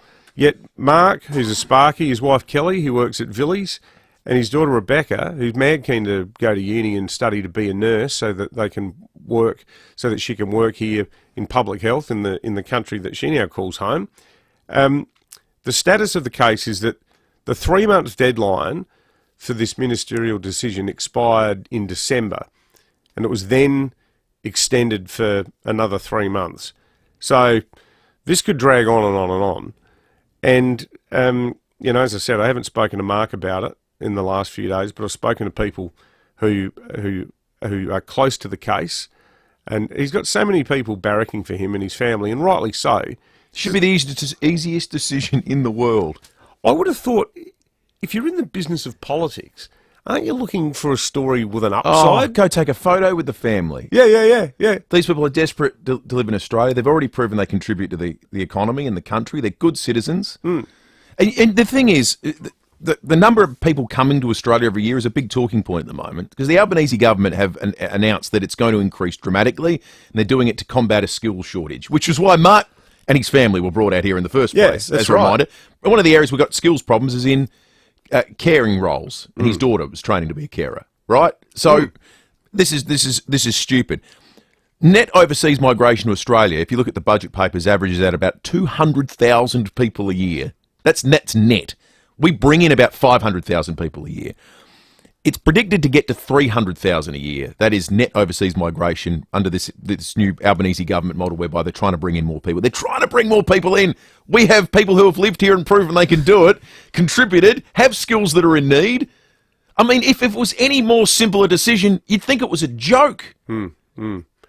I'll say his name because if you say their name, it means that the media monitors people make sure that it lands on their desk. Andrew Giles, Immigration Minister. We can't stress enough, we're not having a crack at you. We're just saying that you were... Not yet. No, not yet. But you were 10 metres out with no man on the mark, looking at one of the great feel-good stories of 2023 if you let these people stay. He must have a big intro. Maybe there's he did. He had Novak Djokovic. He had the ISIS brides. the ISIS brides. I mean, you get to them first, don't you? Before the law-abiding good people of Seacombe Gardens. It's just allowed to stick around. It's just not a great argument for big government, is it? But that no, no. Nope. All right, let's have a look at some of the other stories. Starting on Marion Road at Plympton Park, where we were alerted to a burst water main this morning. First thing by Tim Tampoli, who, thanks to his text, started a whole range of real biscuit-related weirdness. But at the heart of it was alerting us to the burst water main that is being worked on. The best intel we got, though, was from our new roving reporter, Lynn, from Plympton Park. Where I am in units, I'm straight opposite Lucas Dental, which is actually just around the corner from Bray Street. So anybody coming around the corner from Bray Street, turning left into Marion Road or coming from the other way, Ascot Park, they will find they're going at snail pace at the moment. Lynn did some follow-up work and alerted us to the fact that people working at the site said water would return for those who have had their services cut off at about 1:30 today. Official roadwork information says the roadworks will be ongoing till 4 p.m, so that's a no-go zone, Marion Road, Plympton Park, for most of the day. That's for city-bound. traffic.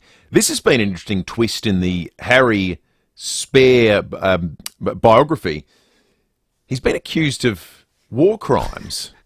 Sarah Grenold reporting for Sunrise. By merely revealing that he killed 25 Taliban fighters during his 2 tours of Afghanistan, it has incited a lot of criticism from British veterans, from the Taliban, and now from Iran, really looking for any excuse to criticise Britain. Tensions between the two countries have been escalating after Tehran executed a British Iranian national accused of spying. So Iran's foreign ministry has tweeted saying the British regime, whose royal family member sees the killing of 25 innocent people as a removal of chess pieces and has no regrets over the issue, and those who turn a blind eye to this war crime are in no position to preach others on human rights. This memoir, where the excerpt has come from, Harry's book, has now sold 750,000 copies across the UK in different formats in its first week alone, making it the highest selling or fastest selling non-fiction book ever. Now, the idea of copping a moral lecture from the mad mullahs of Tehran is a bit of a stretch. Haven't they got their own stuff to worry about at home at the moment? Well, quite a bit. Yeah. Like, killing women for not wearing the chador. But Harry making that statement, it looked just boastful and stupid, didn't it? I can't believe he put it in there. Bizarre. Like, I think, and Harry's not alone in this front, and maybe it's just a byproduct of living in a royal family where you grow up in a palace and you're a bit disconnected from the world. But they've had a reality bypass, these royals, haven't they? Would any normal person go about writing, I killed 25 people and went back and watched the footage of it? No, it's crazy. And look, I just can't think any soldiers I've ever spoken to about it. They're so reticent to ever talk about the grisly parts of... It's just all odd. Yeah, it's all very I don't odd. think it's a question you'd ever ask them either. Absolutely like I would have not. thought it's total no-go zone. Yeah.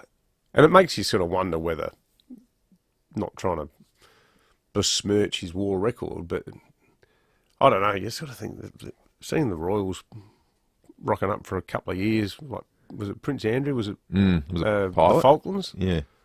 I suppose, they can operate the machines and all that, but it's it jars with the ethos of soldiering, I would have thought. Yeah, I don't know, any servicemen or women listening, tell us what you think, because it sounds sort of boastful.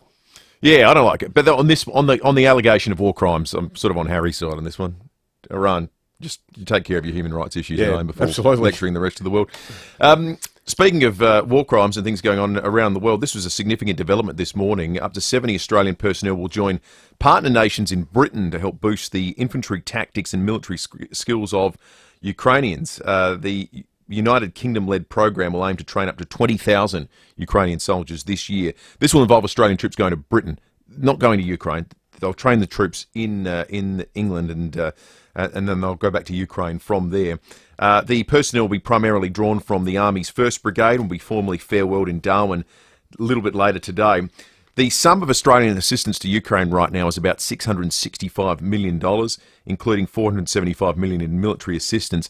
The significant material component of that is the 90 Bushmaster vehicles that we've provided to them, but it's a massive sum of money. Certainly is. Good text from Dan in Woodcroft. He says, good morning, boys. Great to have you back. Happy New Year to you both. You too, Dan. And he says, I'm wondering if FIVEAA docks your pay when you guys are on your phones. By the look of the live stream, that's a fair bit. Oh, dear. Now, Dan, in my defence, this phone is my laptop. I've currently got, how many? 72 tabs open. I mean, they're not all work-related, obviously. How many of them are recipes? Oh, heaps, actually. But no, there's a tour down under route map. There's a picture of the Ready to Deal album cover, Rene Gaia, that I referenced earlier. There's a piece from last December, Family's Long Battle to Stay in SA as ISIS brides waved through, about the Greens. So, that's research, mate. Yeah, I don't usually say this, but don't like your text, Dan. Not a big fan of the suggestion we get our pays docked. Hey, one here. First chink in Mally's armour with commercial in confidence nonsense. Signs of arrogance. I got to say, when we had, what's her name? Zara. We had her on the show last year. And I was thinking, Who is this person? I had to do some research, I confess. I think you had your phone out. But why do the taxpayers pay a cent towards them? The royal family is not short of a quid. I reckon you could argue if they got Harry out here, that would have a very large promotional effect. Right at the moment. Absolutely. And he'd do it for money too. Would he ever? I didn't know does she reach the threshold of being so well known and with so many followers? Maybe. Here's Vincent Tarzi. He doesn't agree. We seem to be having quite a secret state government here. I mean, what has Peter Malinauskas and his team got to hide? The taxpayers of South Australia have got a right to know exactly how much money was forked out to bring these people over here, and what did the taxpayers of South Australia actually get from this visit? That last question is a good one. How do they? I want to see the. If you're not going to tell us the sum, show us the working out. Show us the formula you use to calculate the effect of, or the return on investment of someone by virtue of how many followers they have on Instagram or their reach. So don't show us the money, okay? Your commercial and confidence. Show us the math. Yeah. What's the formula you use to determine whether someone's high value enough? Yeah, exactly. Hey, we're getting a lot of text still about the Voice in light of the Prime Minister's comments about it. A good one here, made even better by the fact that the sign-off on it is Bushman Biscuit Mick from Mount Barker. He says, I came up with an idea like the Voice about 30 years ago.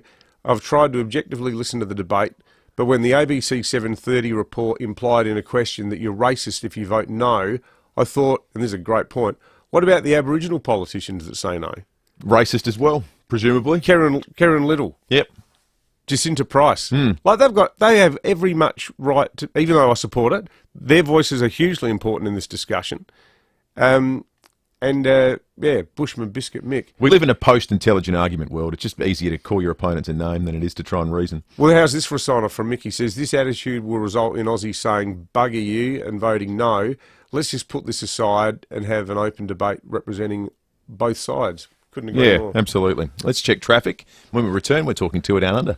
At Plimpton Park, we've got emergency waterworks, Maureen Road at Thomas Street, just near the shopping centre. Bedford Park, emergency works on the Southern Expressway near Flinders Drive. Speeds reduced and two lanes closed as you're heading inbound. And in the city, road closed is around Victoria Square for the tour down under. Cycling activity today around Tanunda and the Barossa Valley. Got cameras at Graham Boulevard, Seaford and Gorge Road at Athelston. IJ's Price Match Promise. Every week they check and match the lowest regular prices on hundreds of products at the two big chains. You don't have to do a thing. Participating stores only. See website for full terms. Adelaide's most accurate traffic on 5AA.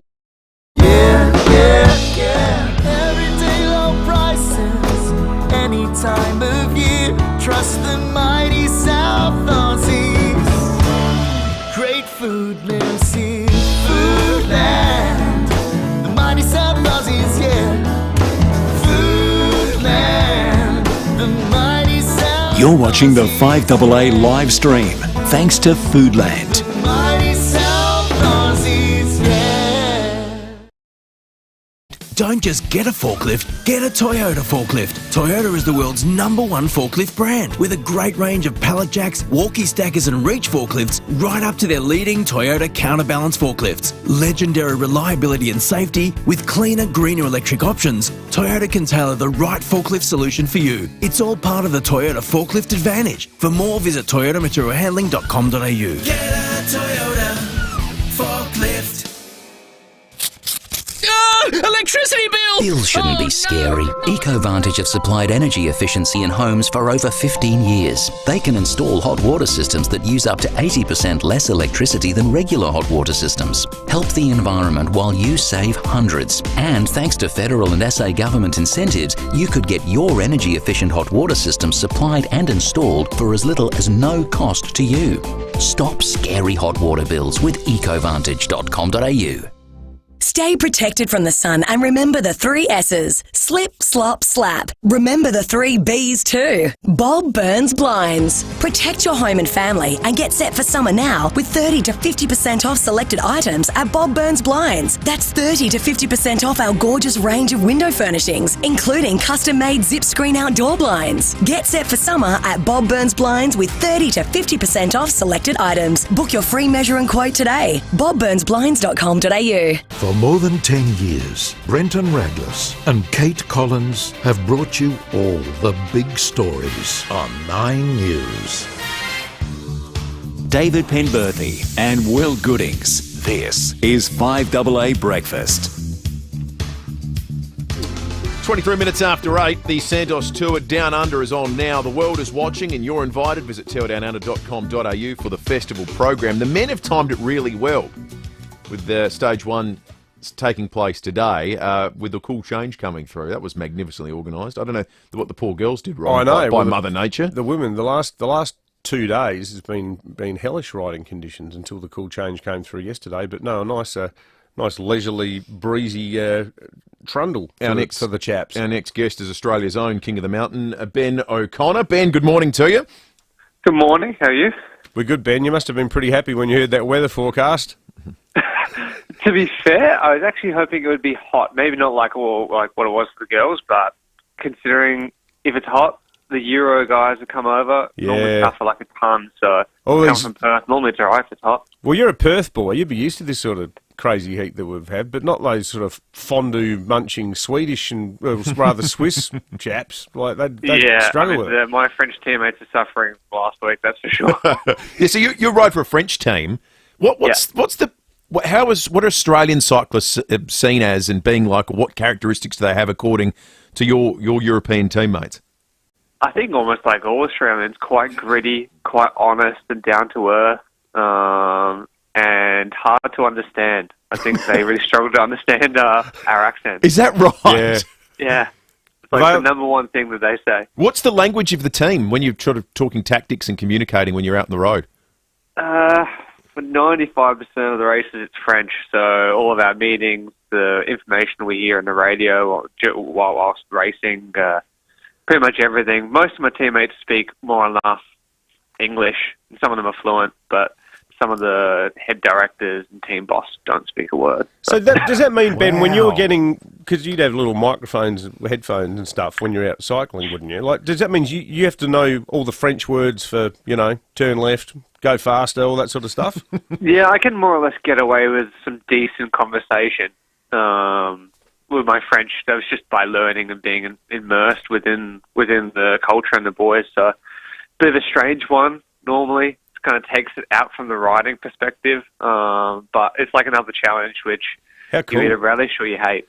I mentioned that that the mountains are in your most at home. So we've got Mount Lofty Stage 5. Is that enough of a climb for you to really sink your teeth into? I think if we were climbing up Green Hill Road from Adelaide Centre, it'd be a little bit better. Yep. But around the back, it's a bit shallower, all the gradients. But I think it'd be crazy aggressive. The roads out there are so twisty, turny, and they're really undulating up and down. So I think even if it's not the craziest, steepest climb in the world, it's going to be hard enough to make it pretty spicy. So, Ben, where are you based? Do you live in France as well? No, I live in a small country called Andorra. Oh, really? Between France and Spain. It's a very small principality in the middle of the mountains. So, yeah, I got all my training done there. Andorra? And skiing. Isn't that like the smallest country in Europe? It's up there. I think it's maybe 10th smallest in the world or something. But it's only a small place, just a couple of valleys. So is it like is it an independent? Really spectacular. Is it an independent nation, or is it like a protectorate of Spain or something? No, it's an independent nation. It's really something special. It's more or less based on skiing and riding and sports and. Wow! Yeah, cool. Yeah, it's an interesting place. How long have you been there? I've been living there now full time for about 4 years or 3 years. I was in Spain beforehand. Quite a lot of professional Australian riders go out into that neck of the woods, into Catalunya, which is in like northern Spain or Andorra. So you're sort of between the Basque Country and Catalonia where you are, aren't you? Yeah, more or less. Yeah. How So that was cool. a bit of a change, a bit of a shock moving from Perth. Can you, do you have to watch your diet? Because I reckon if I was there, I'd be pretty much entirely hum-on fueled when I was on the treadling. It's definitely can be tricky, but I know it'd be like coming over here and seeing sausage rolls and meat pies. Yeah. They have the same sort of beauty we see them, but you can't probably smash them every day. Can you? It kind of depends. Sort of big night at the Tappers Bar, you can't make it up the hill the next day. Well, Ben, that was absolutely fascinating, mate. Thank you so much for speaking to us. We wish you all the best with you and your team, and we'll be following your progress closely. No worries. Thank you very much, guys. Good on you. Ben O'Connor. Thanks, Ben. AG2R Citroën is the name of his team if you want to follow along. See, What I'd an happily incredible life and experience being a cyclist in a French team. Be good to live in Andorra for a while, but you know, without a bicycle. Just, Yeah, you know, without the rigours of being a without professional athlete. having to ride up a hill every morning. Sam Dowdo's in the studio. Morning, Sam. Morning again, guys. If you remember, just before 7 o'clock, Greg called up with an issue with Telstra. Now, I've been on to Telstra. They've told me they did have an issue last week, but that was resolved by the 11th. But they are more than happy for me to pass his details on, and they'll look into it for him. Good on Okay. you, Sam. Oh, that's great. Good news. Thank you for that, Sam. Appreciate it. Good stuff. 29 after 8. 5AA News on the way. Police Commissioner Grant Stevens next. G'day, it's Eddie May from NRG Solar. More and more South Australians are taking control of their energy bills with solar and battery storage. In fact, Australians are taking up battery storage in record numbers because they're sick of rising power bills and being locked into a system where someone else calls the shots. The other huge bonus of going with NRG Solar and battery storage is that you'll be protected by blackouts with an uninterrupted power supply. Take control. Visit nrgsolar.com.au. Hey Adelaide, it's Cam Boyce from the Adelaide Strikers. We have really appreciated all your support this BBL season, and we'd love for you to cheer us on once again in our final game of the minor round. We're taking on the Perth Scorchers in First Nations round on Friday, January 20, and we can't wait to see Adelaide Oval packed with you, the best fans in the league. The match starts at 4 p.m. Get your tickets at adelaidestrikers.com.au. See you there. Bupa helps prepare more South Australians for life's ups and downs than any other health insurer. Search Bupa, CanStar's outstanding value health insurance for 2022. Bupa, because life happens. It's value the Australian way at Coles for your summer entertaining. Just mix and save 3 selected meat packs for just $20, like sausages, marinated chicken and more. Look for the Mix and Save sticker in-store to save. That's value the Australian way at Coles. 5AA Breakfast is streaming live right now. To watch, simply head online to 5AA Facebook or search 5AA on YouTube. This is Adelaide's 5AA.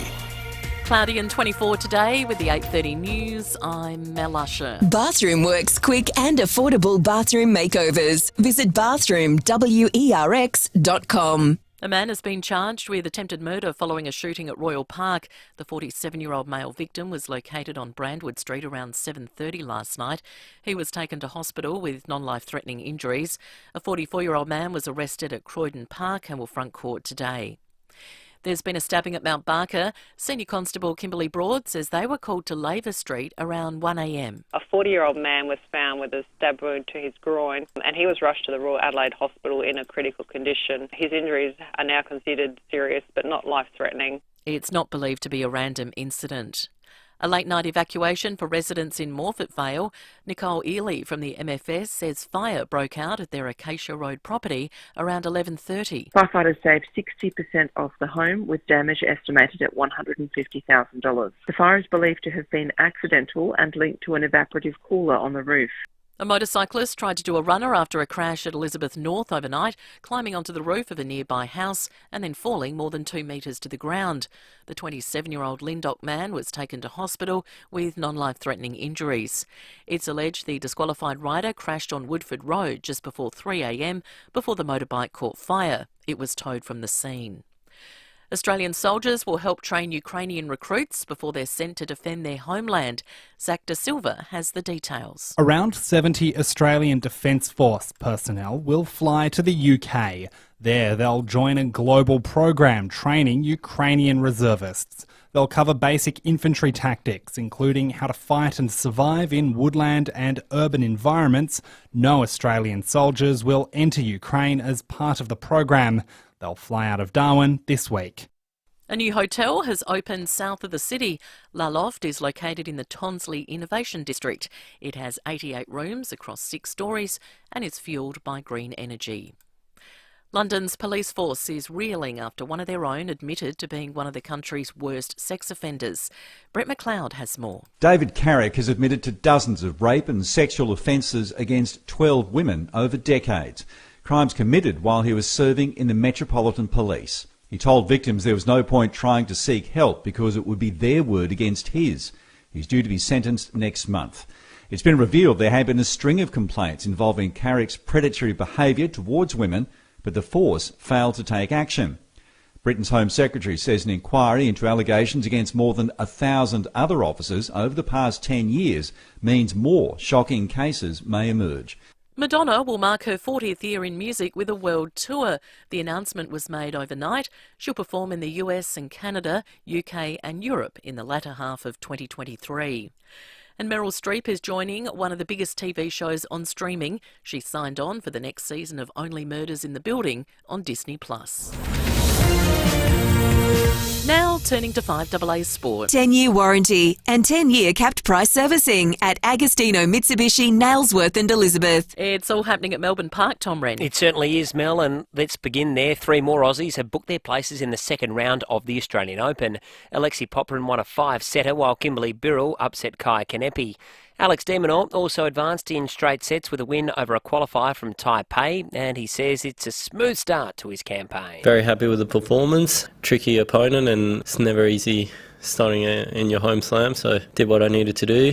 Happy, played at a good level throughout the 3 sets. Max Purcell, Thanasi Kokkinakis and Alexander Vukic will all resume their round 1 matches today, which were suspended due to rain in Melbourne. Well, Steve Smith has registered his first ever Big Bash century to help the Sydney Sixers keep their hopes alive of finishing in top spot. The Sixers destroyed the Adelaide Strikers by 59 runs in Coffs Harbour, which sees the Strikers a chance of slipping out of the top 5 with only 2 games to play. To cycling, and Grace Brown has won this year's Women's Tour Down Under after a brilliant final stage ride. She managed to rein in 3-time winner Amanda Spratt after the corkscrew climb, and she admits she was thrilled. I knew that Amanda was going to be really good on the corkscrew, but I just kept her within distance, knowing that, I could potentially catch it back on the descent, and was able to do it. Audio thanks to Seven. Well, Tom Brady isn't revealing just whether he'll hang up his boots following Tampa Bay's 31-14 point loss against the Dallas Cowboys. This has been a lot of focus on, this game, so, it's just be one day at a time, truly. Yeah, it just feels like the end of the season, so. Should the 45-year-old choose to retire, he can step into a broadcasting role worth around $500 million. And Liverpool is back on the winners list after winning its 3rd round FA Cup replay against Wolverhampton 1-0. And that's the 5AA Sport. Now checking 5AA traffic. At Plimpton Park, Emergency Waterworks, Maureen Road at Thomas Road, just at the shopping centre there, seeing delays inbound at the moment. Bedford Park, Emergency Works there too. It's on the Southern Expressway near Flinders Drive. That's as you're heading into the city, so pretty slow going. And in the city, road closures are around Victoria Square for the Tour Down Under, with cycling activity today around Tanunza and Barossa Valley. Cameras, Darley Road Paradise and Port Road Adeldinga. Weight Watchers up to 60% off sale. Life's complicated. Losing weight shouldn't be. Get up to 60% off now at www.com. Hurry, ends Thursday. Adelaide's most accurate traffic on 5AA. Now the 5AA forecast. Ken Hall Plumbers, your local plumber for block drains. Trusted since 1983. Give Ken a call. 24 and cloudy today, partly cloudy tomorrow 23, Friday mostly sunny 26. Right now it's 19 degrees. More news as it happens on 5AA. I'm Kathy Nagel, Chief Executive of Western Hospital Henley Beach. Cancer diagnosis is a traumatic and emotional life event, but we are here to help. Western Hospital offers a wide range of cancer services to those in the western suburbs and beyond. We pride ourselves on assisting our community for the past 25 years in the fight against cancer within our friendly chemotherapy unit. Experienced nursing staff are the cornerstone when providing outstanding care. Visit westernhospital.com.au. David Penberthy and Will Goodings. This is 5AA Breakfast.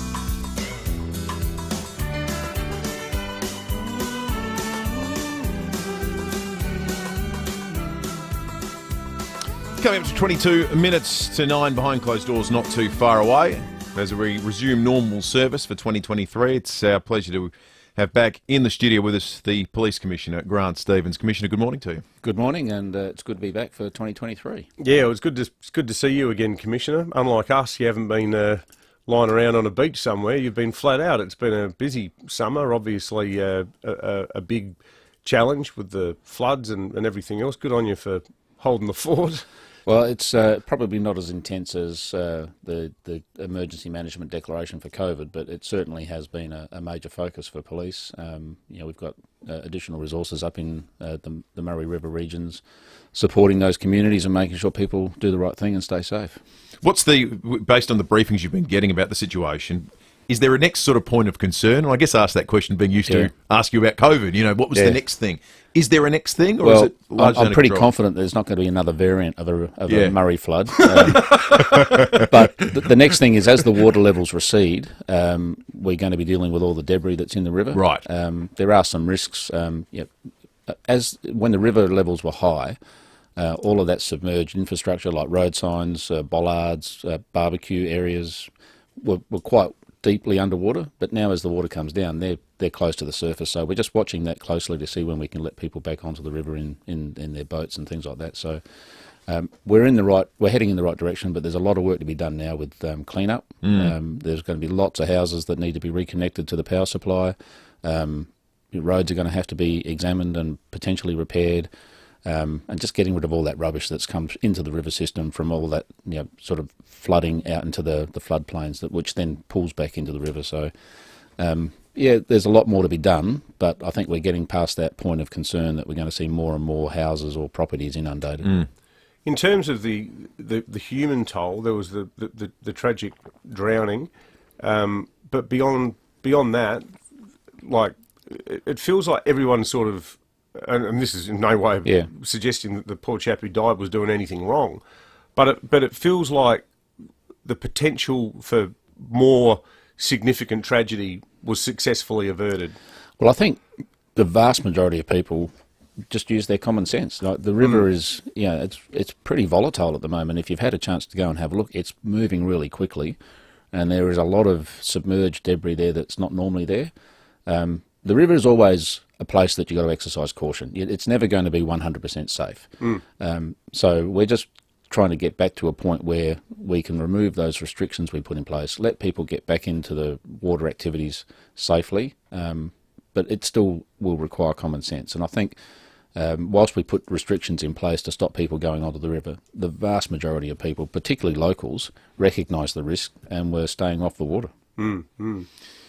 You guys have had to huddle up and had a discussion about how you handle protest groups like Extinction Rebellion, because their forms of protest have become increasingly bizarre.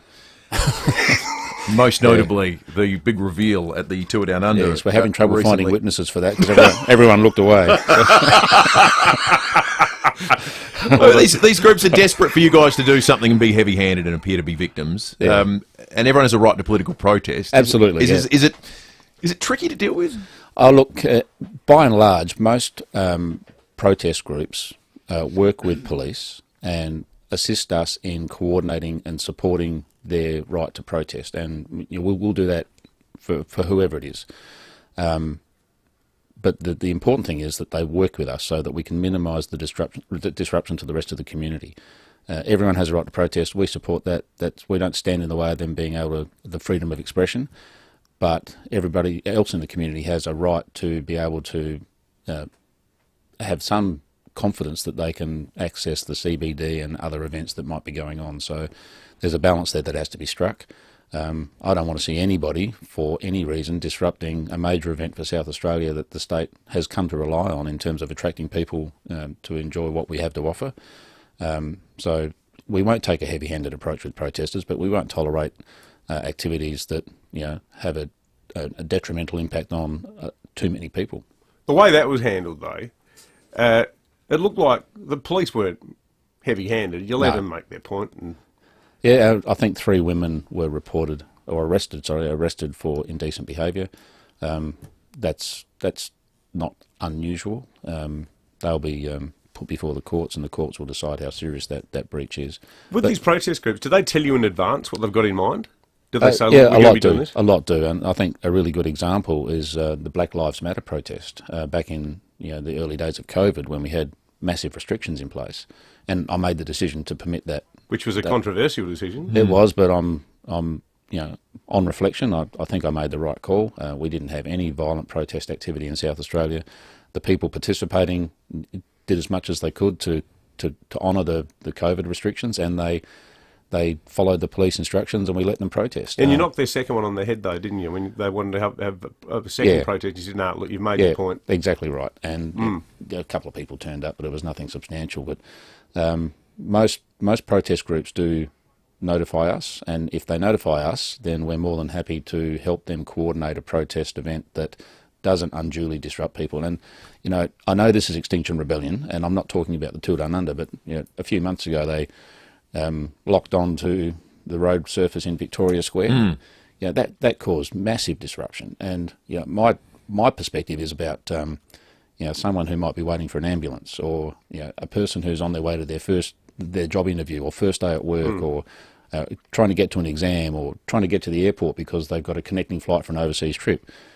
These people are hugely disrupted by this, what I believe is insensitive decision to cause that level of disruption. And a bit counterintuitive when you think you're protesting for climate action, yet you're causing all of this additional carbon emission to be pumped into the atmosphere while you get this backlog of traffic. So what you're saying, in effect, is bring on the nudity. Well, it's less disruptive. Might cause a few more car crashes, though. So at the start of the year, Commissioner, do you sort of sit down with your troops and have sort of a year ahead type discussion? Like, are there any themes that have emerged or are emerged in policing that are sort of high on your radar? We don't really sit down and plan the year ahead. We've got a business plan, and that's a continuing piece of work, and that's a 10-year plan. But as a part of that, we've chunked that up into 3-year segments. So we're sort of working through our first 3-year plan of that 10-year vision. So it's also that level of fluidity, because things pop up that you don't really anticipate. But there are those things that we do foreshadow, and we've got programs in place to build up our capability to deal with new and emerging issues, and to maintain our focus on some of those things that are traditional policing tasks, like road safety, preventing crime, shop theft, all those things that become a part of daily life. So we do have the ongoing program. Big things for us coming up for 2023, I think. Well, from a crime point of view, we've got some emerging issues with youth gangs. So we're really looking at that quite closely. Methamphetamine is obviously a problem for South Australia, so we're looking at how policing can minimise the impact of illicit drugs within the community.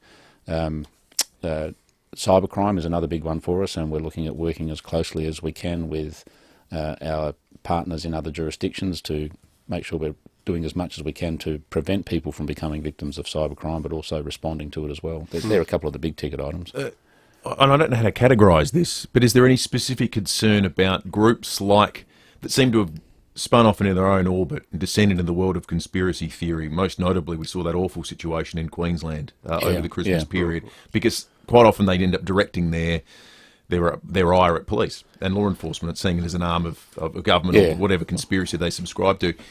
Is that a growing concern, or is that just one out of the box? Well, they seem to be growing in number.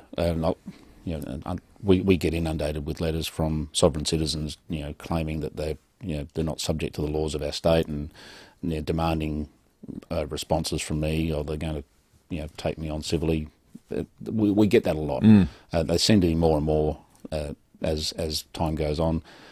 We still look at issue-motivated groups and people of interest who don't seem to have the same ideologies as the vast majority of the community. So people who we think are of a concern come to our attention, and we pay close attention to them.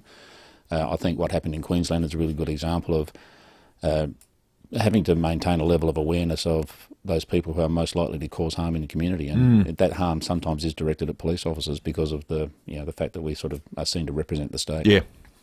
That was just staggering. That episode up there. Yeah, I just could not believe it. Absolutely tragic. Yeah. And, so callous, Yeah. Premeditated and callous, and 2 young police officers. It's just, I think every police officer, regardless of where you are, particularly when it happens in Australia, you have a different perspective when it happens in the US because it's a different place and so much firearms and gun crime over there. But when an Australian police officer is killed as a result of a violent act, I think it stops every police officer who pauses for a moment and thinks about the job they're doing and the risks they take. And to your point, it looked more like that sort of real hardcore sort of survivalist, extreme stuff you find in the States, not something that historically has been here in Australia. So I don't think we're immune from that. We just, we probably lag a bit behind. Yeah, absolutely. Now, the good thing for us within Australia is, the restriction on firearms.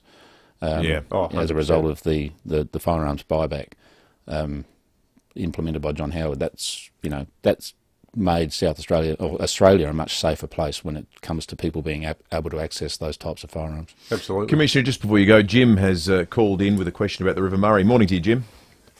G'day, how you going? Good morning. I'm just failing to see some logic in your decisions on the river. We were allowed on the river at 170,000 megalitres a day coming across the border with the river rising, and it's currently at about 130,000 megalitres a day coming across the border, and it's falling, and yet we're still not allowed on the river. I just don't see any logic in that. Well, why was it safe when it was 170, but now it's not safe when it's 130? Well, the advice that I'm provided by the State Emergency Service and the Department for Environment and Water is that the river levels are still really high. It's flowing very quickly. The decision to place restrictions on river activities probably came in a bit later than it should have, and as the water levels recede, the risk of hitting infrastructure that's been submerged for the last couple of weeks or months is becoming more likely. So you've got barbecue areas, shelters, road signs, bollards, fencing that's been dislodged. All of that's in the river now. So as soon as we're satisfied or confident that the risk levels are no greater than what they normally are for the river, then we'll be lifting those restrictions as quickly as possible. Thank you, Jim, and thank you, Commissioner. We appreciate your time this morning. Thank you. Good to see you. Good. Let's check traffic behind closed doors next. Thanks, Will. At Plympton Park, Emergency Waterworks, Marion Road at Thomas Street, just see the shopping centre. Heavy lanes inbound at the moment. Bedford Park, Emergency Works there too. It's on the Southern Expressway near Flinders Drive. Currently got speeds reduced with 2 lanes out of action. That is slow going. And in the city, road closures around Victoria Square. That's where the 2 are down under, with cycling activity today around Tanunda and the Barossa Valley. Look out for a camera, Darley Road at Paradise. Harvey Norman back to school deals are on now. Save $700 on the HP Envy X360 laptop. Now only $993. Back to school deals on now at Harvey Norman. Adelaide's most accurate traffic on 5AA. Everyday low prices, any time of year. Trust the mighty South Aussies. Great food. You're watching the 5AA live stream, thanks to Foodland. South Aussies, yeah. How much is this new way of marketing costing us? Well, the government says it's confidential. I'm Matthew Pantelis. Join me on 5AA Mornings from 9 o'clock. Hello, I'm Lynn Andrews. At Lynn Andrews Real Estate, we've seen a lot of change in the property market over the last 50 years, but one thing remains constant: our passion to help people invest in the future, to build strong property portfolios in commercial and residential real estate. Our commitment to property investment over the years means we have a wealth of knowledge to share with you. We are here to help. Visit lynandrews.com.au. The first ever Corolla Cross SUV has arrived at Jarvis Toyota. Legendary reliability and versatile functionality, it's made to help you move through life with ease. With the choice of a 2-litre petrol engine or the latest 5th generation Toyota hybrid electric technology, the Corolla Cross is focused on quiet, efficient and powerful performance. Jarvis Toyota, South Road, Clovelly Park, proudly celebrating 21 years of great deals. G'day, it's Baz from FIVEAA Milk Company. South Australian dairy farmers are doing it tough right now, but at FIVEAA Milk we always look after our own, and you can too. When you reach for milk, reach for FIVEAA milk and help support our hard-working South Australian dairy farmers and their families. Because right now, they need our help. 3 words make all the difference. FIVEAA Milk Company. South Australian first and proud of it. What's on your bucket list? Skydiving? Swimming with dolphins? Hot air ballooning? Before you plan a bucket list, plan your will with Donlan Lawyers. A will, power of attorney and advanced care directive speak for you when you can't. It means you and your loved ones will be taken care of. Visit donlanlawyers.com. Put it on your bucket list. Hindmarsh Square, Adelaide and Ocean Street, Victor Harbour. Have your rent and electricity bills gone through the roof? Hot water is one of the most expensive parts of your electricity bill, but EcoVantage could help. If your rent is below $400 per week, your home might qualify for a free EcoVantage heat pump. Ask your landlord to request a free changeover today. Keep your bills down and your landlord gets a free hot water service. Win-win. Hit up your landlord and ask for EcoVantage today. EcoVantage.com.au. T's and C's apply. For more than 10 years, Brenton Raglas and Kate Collins have brought you all the big stories on 9 News. David Penberthy and Will Goodings, 5AA Breakfast. 6 to 9 behind closed doors in just a moment. We've got some Fuel Watch information for you that you're going to want to hear as well, because the gap between what the median price and what you can get it for cheap is about 30 cents a litre. So we'll have that for you in just a moment. Debbie in South Plympton has called in. Morning to you, Debbie.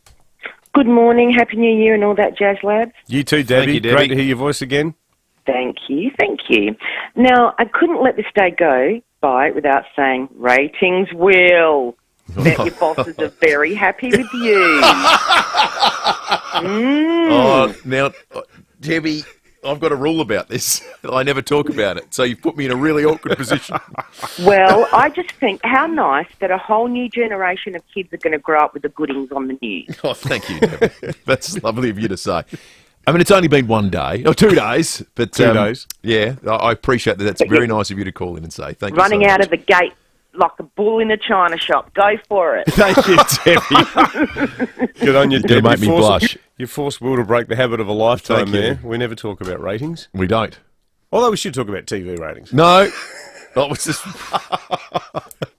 I mean, look, if you want it. Yeah, exactly. Yeah, you might. I couldn't possibly comment.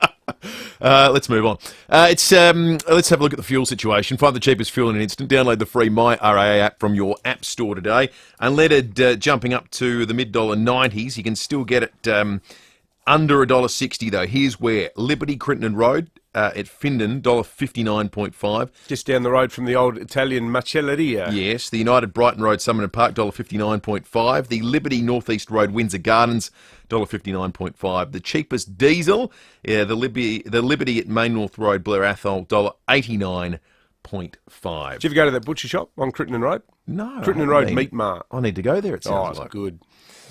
When Gauchos started all those years ago, they used to get all their meat from there. Is that right? Jeez, they know good meat. Good Italian butcher shop. Let's go behind closed doors. Thanks to Aussie Fast Transport Solutions, interstate freight distribution, warehousing and local Adelaide couriers. Call Aussie Fast, 13 13 64. And when we get behind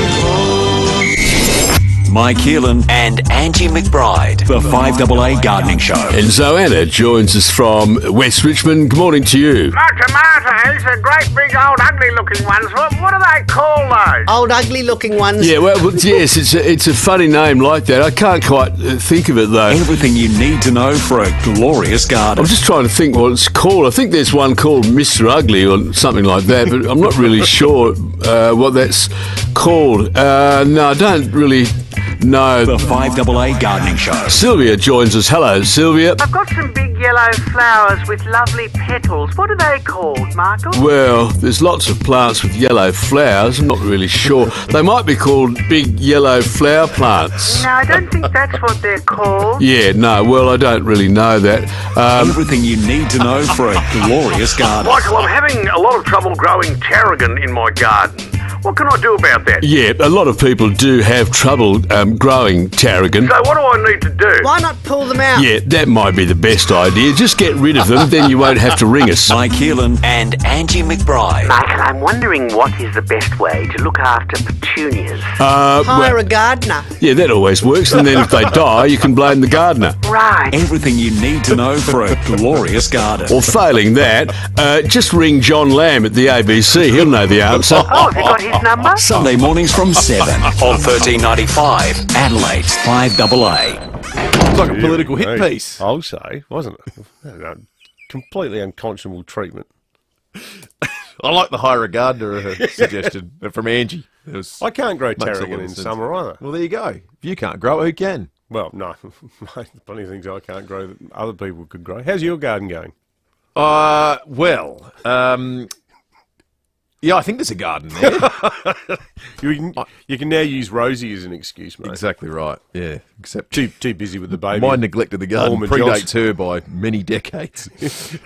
Actually, the grass is looking good, I will say, at the moment. Just new whippersnipper. Extra power. It's magnificent. Hey, we're out of time. Big thanks to everybody who contacted us in biscuit form today. Yeah. We still have no idea how that even became a thing, but it did, and we loved it. Absolutely. Good Stick on you around. all. Matt Pantelis is coming up. Be you a Jats cracker or an iced Vovo, have a good day. Catch you tomorrow from 6. Brunella Mazda 2022 plate clearance is on now. Incredible deals across the entire range and vehicles in stock ready for immediate delivery.